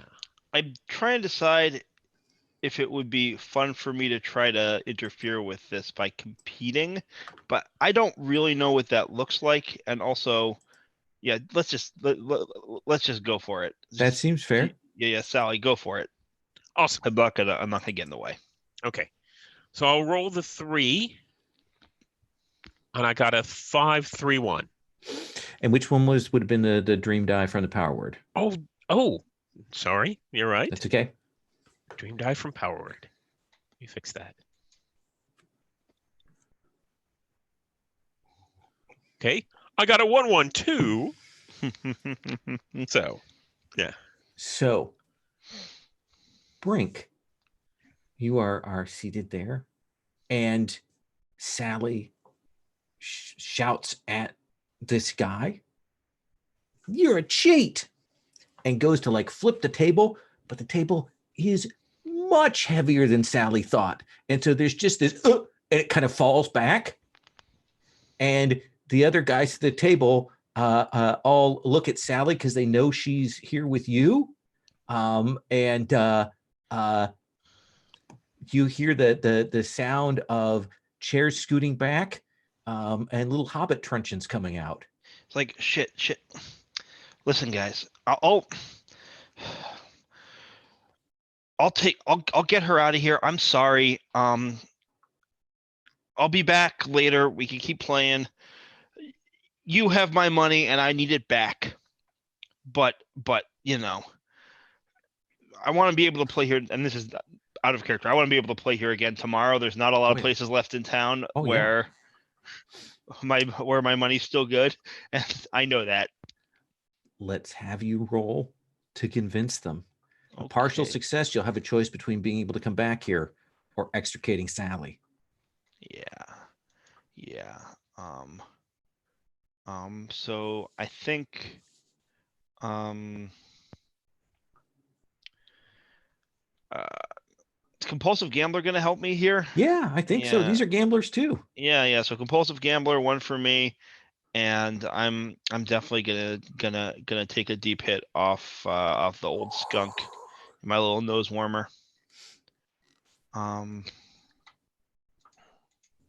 I'm gonna help. Oh, I don't think you get to help at this point with a 1, 1, 2. Okay. I haven't rolled a single 6 yet, and still just a 5. Dream die was a 4, so that's at least good. Are you more interested in keeping Sally from getting struck by truncheons or about getting back here to play? So like how when I'm like assessing the situation, how tough do these folks look? Like, are they just gonna like rough her up a little bit and then kick her on her ass, or are they gonna like beat her solid? Oh no, they're just gonna rough her up. Yeah, I sort of shrug and I look at her and I'm like, you know. I think we cut to a shot of Sally being thrown out the front doors and landing in the mud. And you may mark a harm. Yeah. And I think she spits out, maybe a little bit of blood. And I don't stay in. I follow her out and like help her up and dust her off and say, you can't just accuse a bunch of. We'll see you tomorrow, Brink. See you later. You can't just accuse a bunch of people like that of cheating in a place like that. But you've got to, because then they don't know that we've been cheating. No, then they assume we've been cheating. I had to, because they knew they weren't. Well, if we'd been cheating, we would have walked away with more money. You didn't have to stop. I think. Also, I'm deeply offended you would ever suggest I would cheat at a game of chance. This is a good point where to have Melio and Taffety arrive on scene as you two are coming out of the gamey spud. And you will see Sally hoisting herself up out of some mud. Brink is also hoisting. Oh, yes. Is everything all right? Fantastic. I have some money I need to win back, but otherwise, we Did you found learn out about. anything? We did. Perhaps we should go and have supper and discuss it. Hmm. And I'll invite folks back to my place, I suppose, and we can eat. Yeah, let's. If you bring people back to your place and provide a good meal, I think that you and Sally can heal your harm. Ooh, lovely. But you have to tell me the menu. I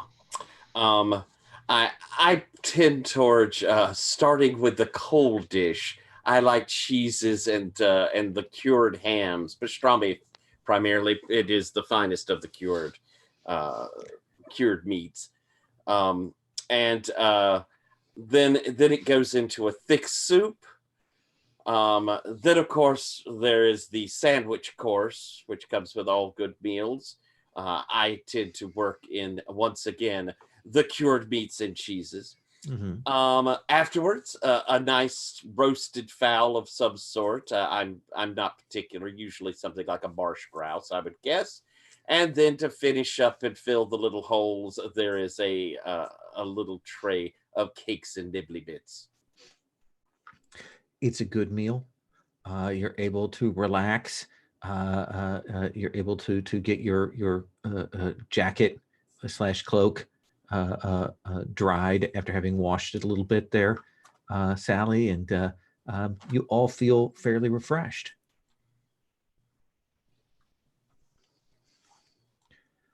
Yes.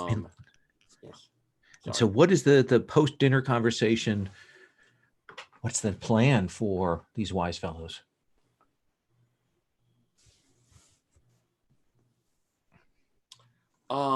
Is it who speaks first? Who thinks they have the most pressing information to share? I think I'll go. I think our friend Percy has been robbing the village folk.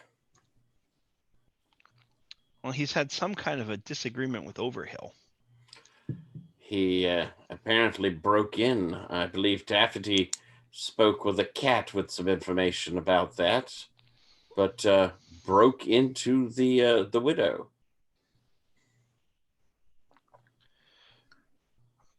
Sure, we want to go back there. Do we think that, would the fine innkeep actually murder the man if you found him within there? It does seem a bit excessive. He seemed very upset. Very Really? upset. Murder, I don't know. Maybe just kidnapping? Maybe a thorough beating? There's an upstairs that I didn't quite make it into. And the root cellar, which was the indication that your fine fellow had been breaking into those. Right. Well, I think we have to investigate the place again. If that's the last place Percy was seen, we should certainly check out the root cellar. See if it was broken into.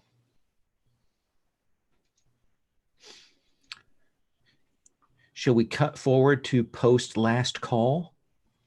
Yeah. So it's by a river. It's post last call. It's kind of chilly out. There's a little bit of fog that hangs on the ground, as it will at, say, 3 a.m. And we will see the four of you stalking back to the Widow's Mercy. They've kicked out the patrons. They've locked the doors. The one of the serving lads has gone back to his house, and the owner has gone upstairs to sleep. You've probably seen his shadow moving up the stairs to his bedroom up there. And then it gets quiet, but for the sounds of the frogs in the distance doing their croaking.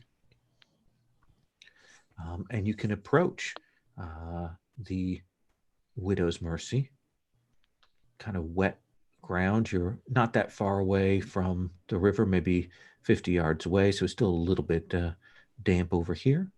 And what are you doing? And who's doing what? Who's checking out the door? Who's checking out the area? What do we see, oh fine wise fellows?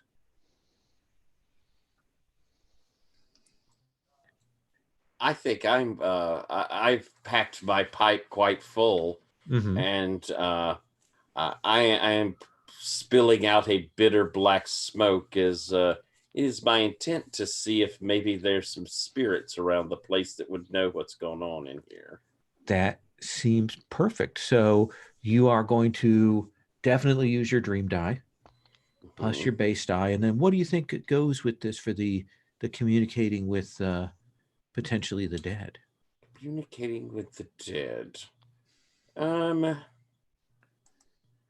I think. Well, I certainly would have brought out my beer I brew. So I'm probably a bit jovial and over friendly here. So it's kind of my not just talking with them, but maybe even being a little overzealous, talking to myself, talking to spirits there for us to be sneaking. Sure. Can I help out? How would you do that? Tell me. Well, I think that I might reach into my pocket and hold on to my lucky finger bones and see maybe not that I'm always so good at talking to Gran, but Gran's around and Yeah, I think you get at least a base die and a dream die for the bones to assist. mm-hmm. And if you have something else you think, then I'll let you roll all.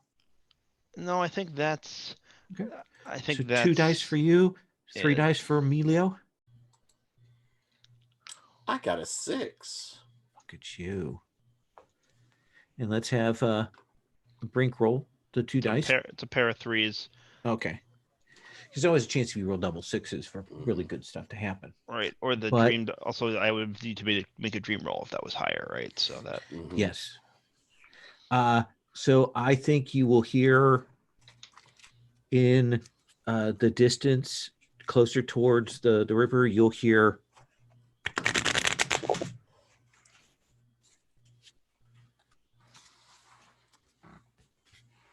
Oh, the sound of shuffling. I'll move over in that direction, smoke billowing out around me. Someone dealing me in? I see this spectral figure. You know he's dead. He looks at you. Can just kind of make him out here in the moonlight. You can see where his head's been slightly staved in the back, and he's like, I'll deal you in. Shall we gamble? Certainly, my good fellow. What stakes shall we play for? Oh, how about a little bit of your soul? Just a little taste of it. That seems very, very high. Would you mind if I ask who I'm speaking with? My name is Percy. Is it now? Oh, Percy. You got yourself into a mite of trouble, didn't you? And he looks a little like he's now sheepish. Maybe a little bit. Seems you had an unfortunate encounter with something rather heavy and blunt.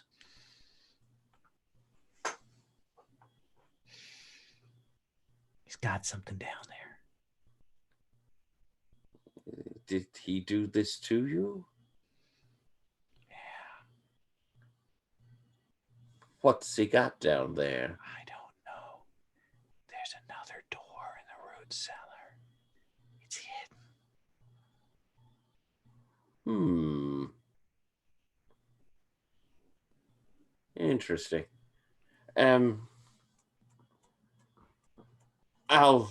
look back towards Brink, who's over there rattling his knuckle bones, and Brink, my friend, I think I found Percy.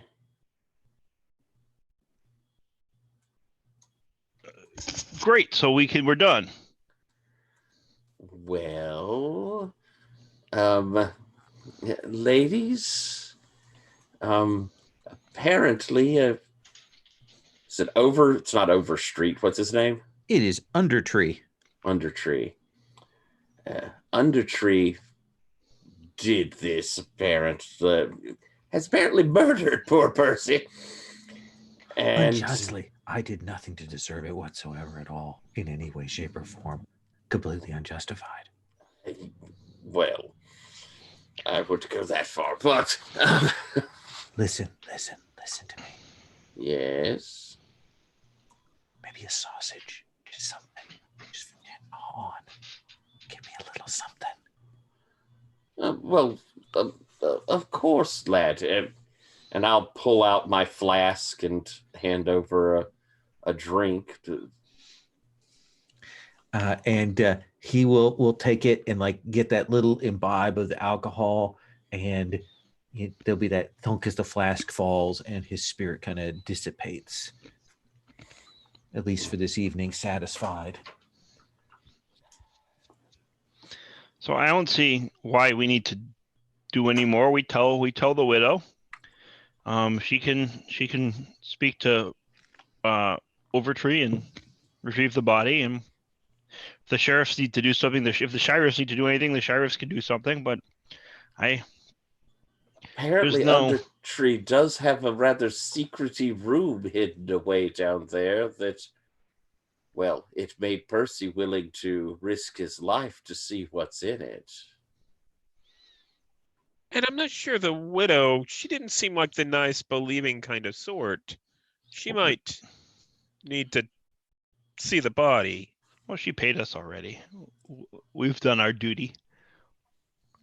But the root cellar probably has some of that brandy down there. We could maybe borrow a bottle of it. It seems like at least a bottle should grace our medicine cabinet. It's not like a murderer deserves to have such fine spirits. That's right. Well, we've come this far. I love you guys. Emilio, you can put a marker here to mark clearly where the body is buried, so that you'll know where to find it in daylight, and head back, creep back to the place. Sally, Taffety, tell me how you get in through this root cellar and quietly in. Is it a matter of stealth? Is it a matter of mechanical technique? What do you think that is? So for Sally, it's very much a I know from my smuggling days, I know ways to get in that aren't really appropriate, and it's very stealthy. This Okay. is finding maybe I take the hinges, the little pin in the hinges, I slowly slide them out so that we can lift up the door without there being any noise. So that seems like 2 dice, and are you using your power word to give you that dream die? Yeah. Okay. And how are you assisting, Taffety? Well, I have but one way to assist, and that is to observe what Sally is doing and to comment on technique. You'll recall the time that I had to break into the vault at the Pied Pipers, and I used a similar technique. I get the hinges off slightly differently, but you're doing quite a good job, I must say. You're possibly, kind of whispering this all because I'm not. Yeah. I may be vainglorious, but I'm not stupid. That seems like 2 dice. I'll give you 2 dice for that. Where's my number 3?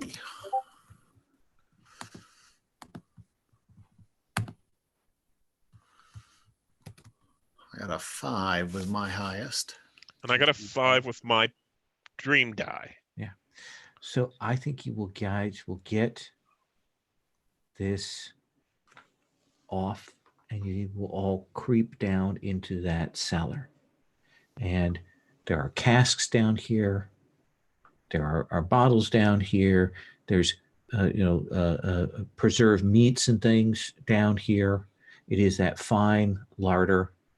And you'll look, and eventually you will see where there's some like floor marks and like some things that are kind of put up against the wall that you can move aside, and you will find another door, and you can open that up, and you will see that there's a set of small steps going down into an undercellar. And what is it that gets knocked over with a great clatter off of these shelves at that moment? Sally? It has to be one of the bottles of brandy. Okay. And I think the brandy falls and shatters, but it's not terribly loud. But Sally's, startled shriek is a little bit more like, oh! Yeah. And crash, sound of the bottle falling, the shriek, and it sounds like that voice is carried. Do you want to exit stage right? Do you want to press forward down into this? Do you wish to wait and waylay the tavern owner when he comes down here? What are you going to do? What do you think? Let's start with Taffety. Taffety, what are you pushing them towards doing? Well, I think we need to waylay the owner. He's clearly done nothing but good. He's clearly got secrets to hide. None of this is good. We live in an open community. We trust our community members. Says the people who just broke into the cellar, but we'll just leave that aside. Brink, what do you think? Oh, you can't hear me sighing because I was muted. There was a big sigh. Yeah, let's just get out of here, folks. We don't need trouble. We did what we could. The body's up there. We can tow the missus the body, and we got paid. Milo, sorry. Yes, we have every right to arrest this miscreant, and I am rather curious what there is there. We should waylay him when he comes down and investigate this. Sally? Brink, don't you know that the proprietor here has already killed one? He could easily kill us again. We should make sure that you can run if you'd like, but I think that the rest of us will stay here, and I want to waylay him. So I think, and Sally will look around for a hiding spot to kind of slip into where he won't see her right away. Okay. Fine. And I pull out my razor. Absolutely. Barber's tools. That is my barber's tool. Yes, a razor blade. And so the four of you are going to try and secret yourselves around the cellar. There will be a moment where you kind of heartbeat or two, and then you'll see the light come from upstairs as the door opens from the interior down into the cellar. And you'll see a shadow, and you will see a figure come down, and you can see it has a nightcap on and a long nightshirt and a blunderbuss. And it is moving down here, and you can see that it is definitely Tescalin Undertree, and he is moving down and moving, and he's looking around, and he sees that open doorway down to the lower cellar, and that's when his face goes like, he goes ashen, and he clearly thinks that whoever was down here has gone down there, and he starts moving with rapidity towards there. I think I heard Brink was the one I heard definitely had a weapon. Well, it's a tool. So who is the person amongst you who is most violent and will be leading this attack? And then they all got quiet. I am going to pop my parasol off to the side to provide a target and ram the parasol into the blunderbuss. Absolutely. Then you may roll, and anyone who is assisting with the takedown may also argue for their dice and roll. If you have objects that would assist with this, you can roll with that. But Taffety is going to be our primus in this. So I'm going to be rolling one normal die and one dream die. Is that? Yeah, let's do that. Well, no, use your parasol will give you an extra die. So 2 dice plus a dream die. Who else is helping? I'll help. Hey. And I think the way I help is while she's ramming the blunderbuss, I'm kind of like positioning myself like stooped over on my hands and knees behind Overtree. And this may be an overcomplicated plan. Oh yeah, I think so. You know, to try and like get him to trip over me while she's knocking the blunderbuss, and there's just too many steps. Absolutely, it's a Rube Goldbergian thing. Yeah. Yes. So I'll give you 2 dice for that. Milo? I think I'm attempting to get him to not fight by stepping out boldly since he sees us charging and saying, "Halt! By the authority of the wise fellows, you murderer are under arrest!" So definitely a die for actor. And Sally? I think Sally has secreted herself, kind of up against the wall, and she's climbed up a little bit against the wall and behind one of the casks. And she's going to push that cask over because the cask has to be more sturdy than the bottles. Fair enough. So yes. the cask won't break. It'll be fine. Yeah. And let's have you roll a couple dice. Let's have everybody roll. Let's see what happens. Well, I got a 4, 5, and a 6, and the 6 was on the dream die. Well, there you go. I got a 4 and a 2. Okay. I got a 1, 1, 4. Okay. And Milo? Double 3s and a 2. Okay, so it isn't an extraordinary success, but it is a good success, and a success with the dream die. So Taffety, could I have you roll another d6? Yeah, that parasol overcame the blunderbuss. Yes.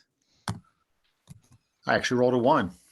Good. So your dream does not go up. So the parasol smashes into the blunderbuss. He staggers back, and he's as much shook by Milo popping out, and there's that moment where it kind of tries to click the thing, but you've kind of jammed it in there, and there'll be that foots as whatever rusty nails he's got jammed down the blunderbuss kind of up in his face, and he falls back over Brink, hits his head on the floor, and the cask comes smashing down, and he is laid out unconscious. And you can easily secure him with what rope is down here. Good show, wise fellows. Bravo. Well played. That reminded me of the time that I caught the watermelon thief. Everybody played a part. We did such a great job. I couldn't have done it without everyone's assistance. And you can sit him up. He's tied up, and he will come to, and he will look at the 4 of you, and you see him kind of do that kind of calculation, and he's like, "Oh." He looks at you, Milo, since you're the one who declared you with the wise fellows. He goes, "Look, look, look, look, look, look, look, look, look. Yes. Look. Devilpunt was a rogue and a scoundrel and a waste of good tomatoes. I And thought he was a day laborer. that too. But listen. If you untie me and let me go, I will cut you in on the profits.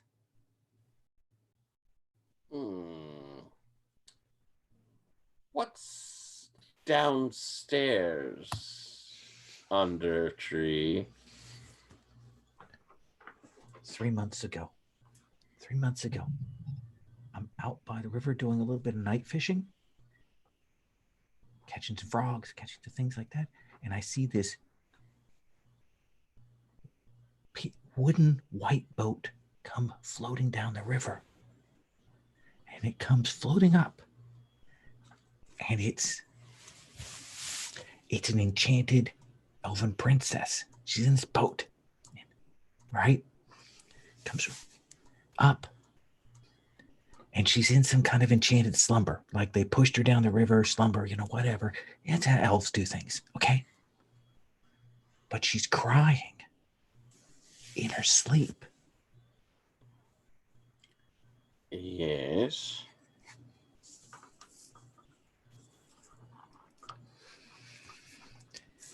My brandy's delicious, right? Yes. I wouldn't know. Well, since you're tied up, I think what you meant to say was our brandy is delicious. That's exactly what I was going to say. And it's that secret ingredient. Elf princess tears. Ah.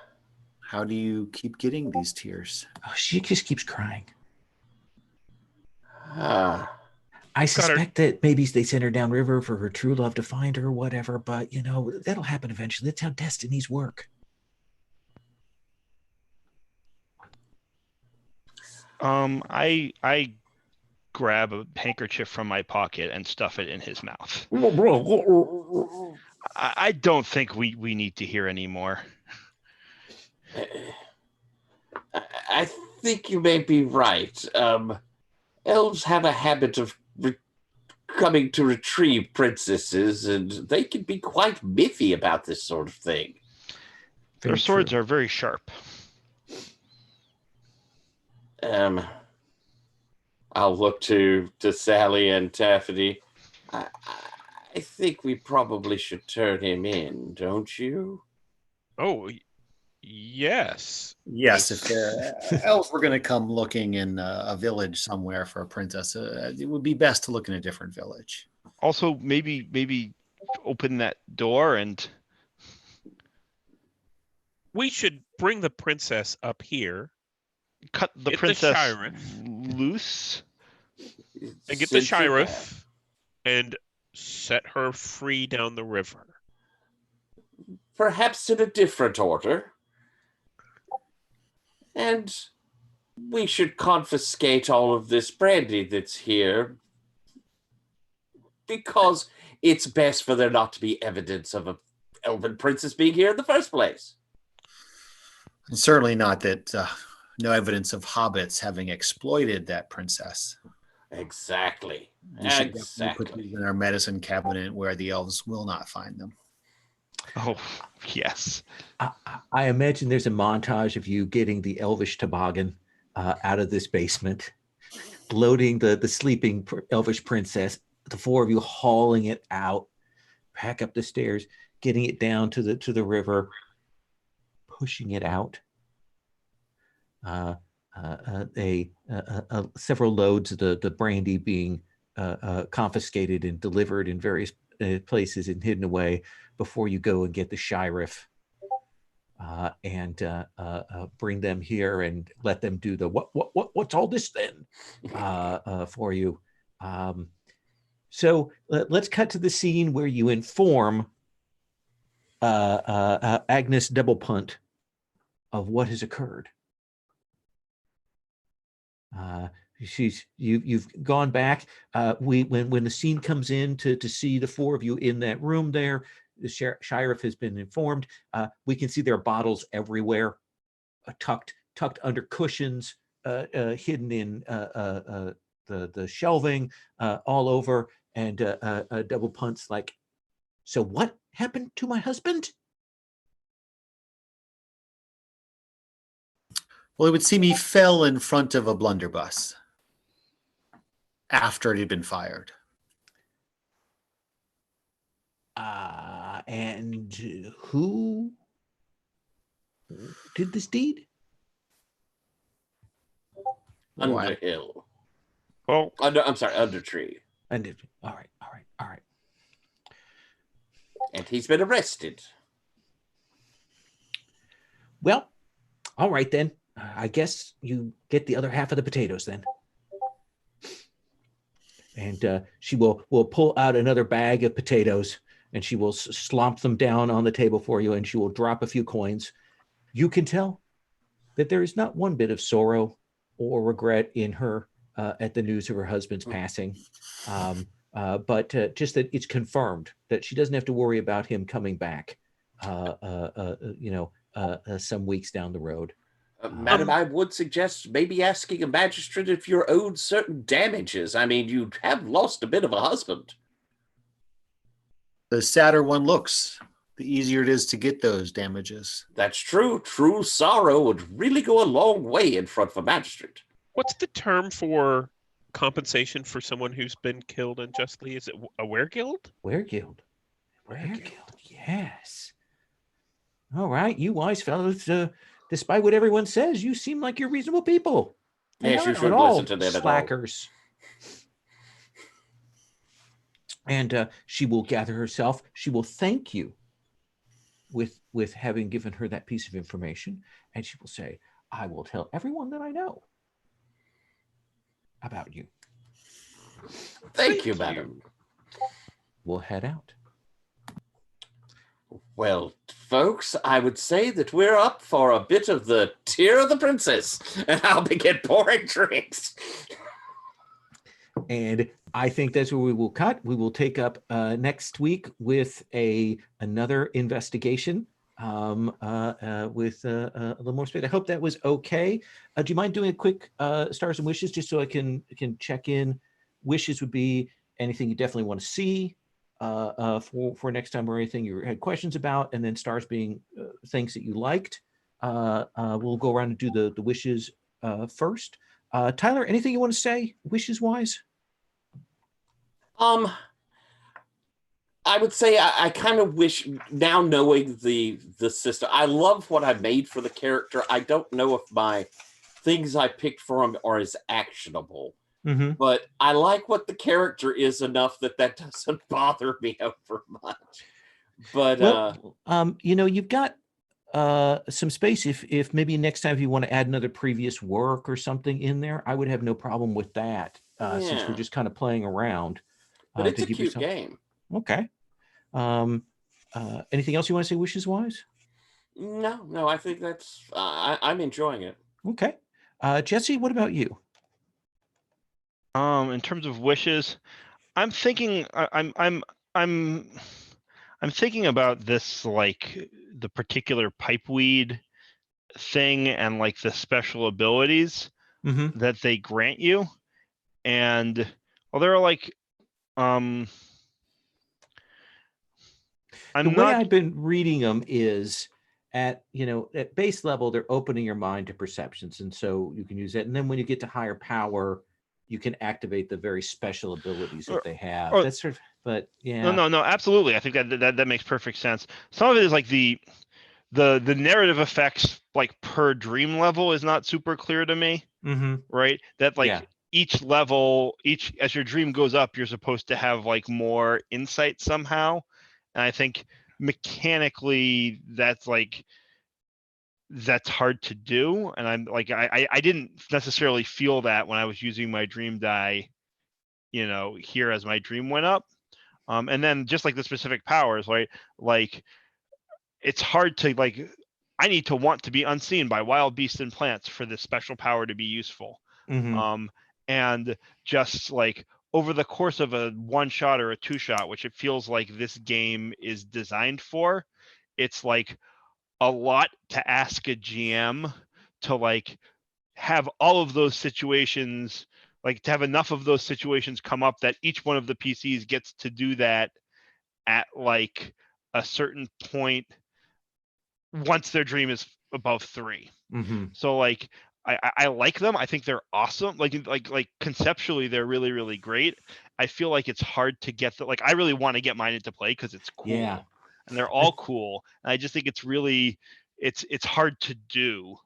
Yeah. The only one we got for the level 3 effect was Tyler was at 3, so was able to get a more coherent conversation with him. But you're right, that's the only one that we're able to kind of get that out on the Right. table. And like next session, I don't know if you're planning on letting us drop our dream back down to starting or not. Like I want not to, so I can start out with that 3. Oh yeah, I'm not going to have you drop that. Okay, No, great. no. But then like I still think it's just hard, right? Like to Yeah. get all of those make those relevant. But it's cool. They're cool. Yeah. So that's sort of, I guess, like a thought about the system, and then also my wish is to be able to make myself invisible to a wild beast or plant at some point next session because it's awesome. And that's a good specific wish. That's very actionable for me. Yeah. Mm-hmm. Invis to animal. Okay. Mm-hmm. Stephen, any wishes you want to point to? So I can't really think of much of a wish. However, I did notice at some point during the game, I was reaching out for something. Whenever we had dinner, I thought, oh, now would be a great time to pull out the Hillfoot special move, Oh yeah. and we can all have dinner together. And I looked through it. It was like basically effectively what it would have done is we'd all had a nap. Yeah, I looked at it too because I was Yeah. like, maybe, but then all the stuff was sort of, oh, I don't want to do that. And I'll point out that stuff actually, I put them in there, but only after I put it in there did I realize that in the rules it says that these are optional things if the GM wants to use it. And I think you're right; they might not really add that much.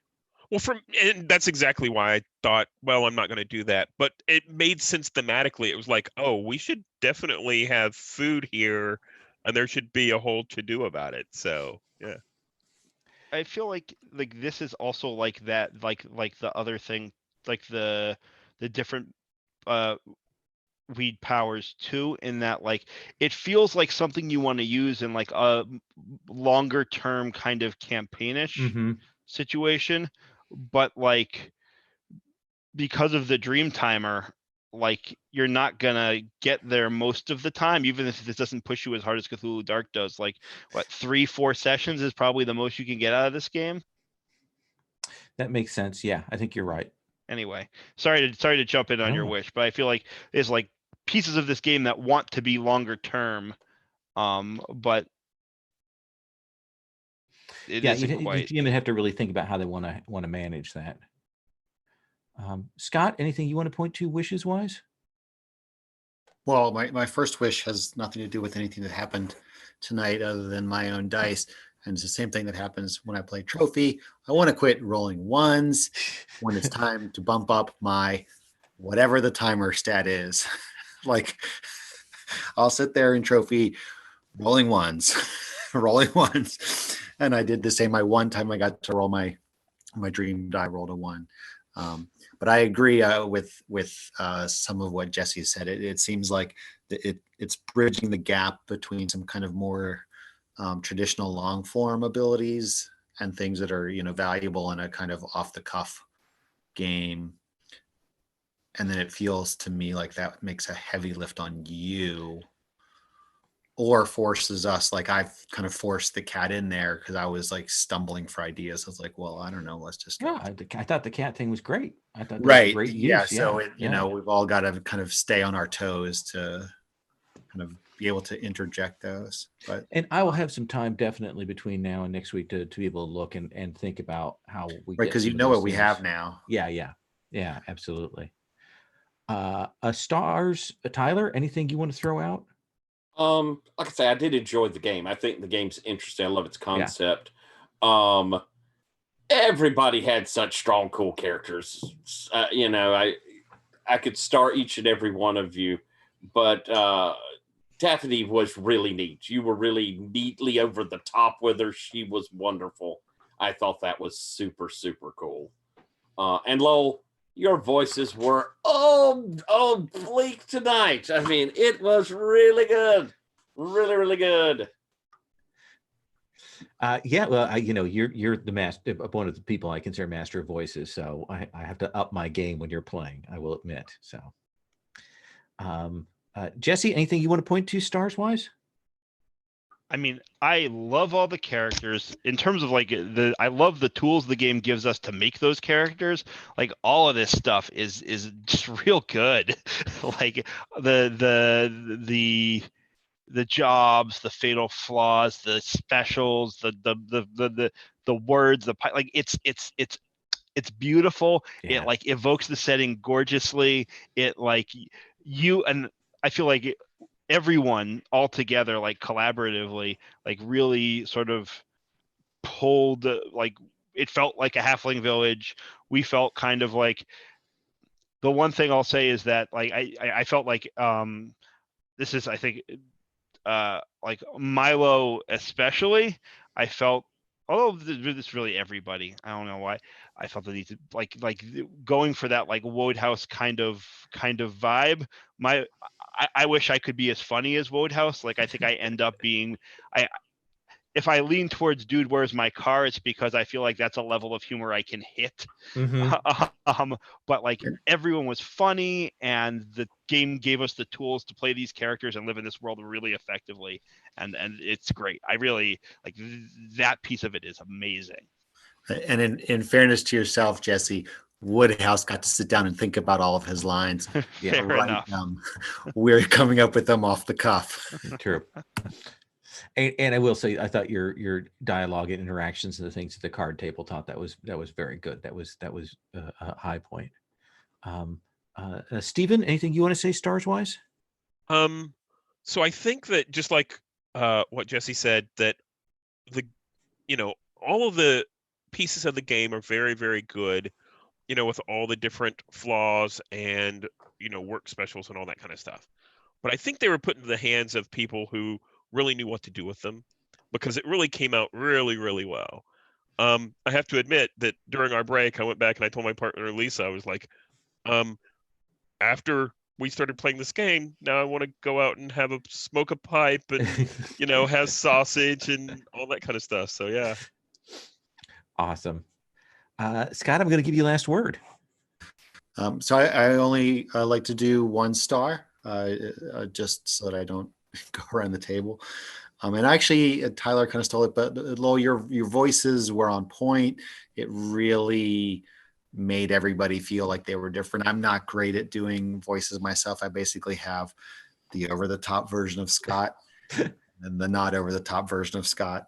But you really, really brought the world to life. Like you really felt that seamstress. Like she was like timid, but still not mousy, which was cool. So I enjoy doing that stuff. Thumbs up to the GM. Is everyone cool with me posting this? Is it affirmative? Okay. Then I'm going to stop recording.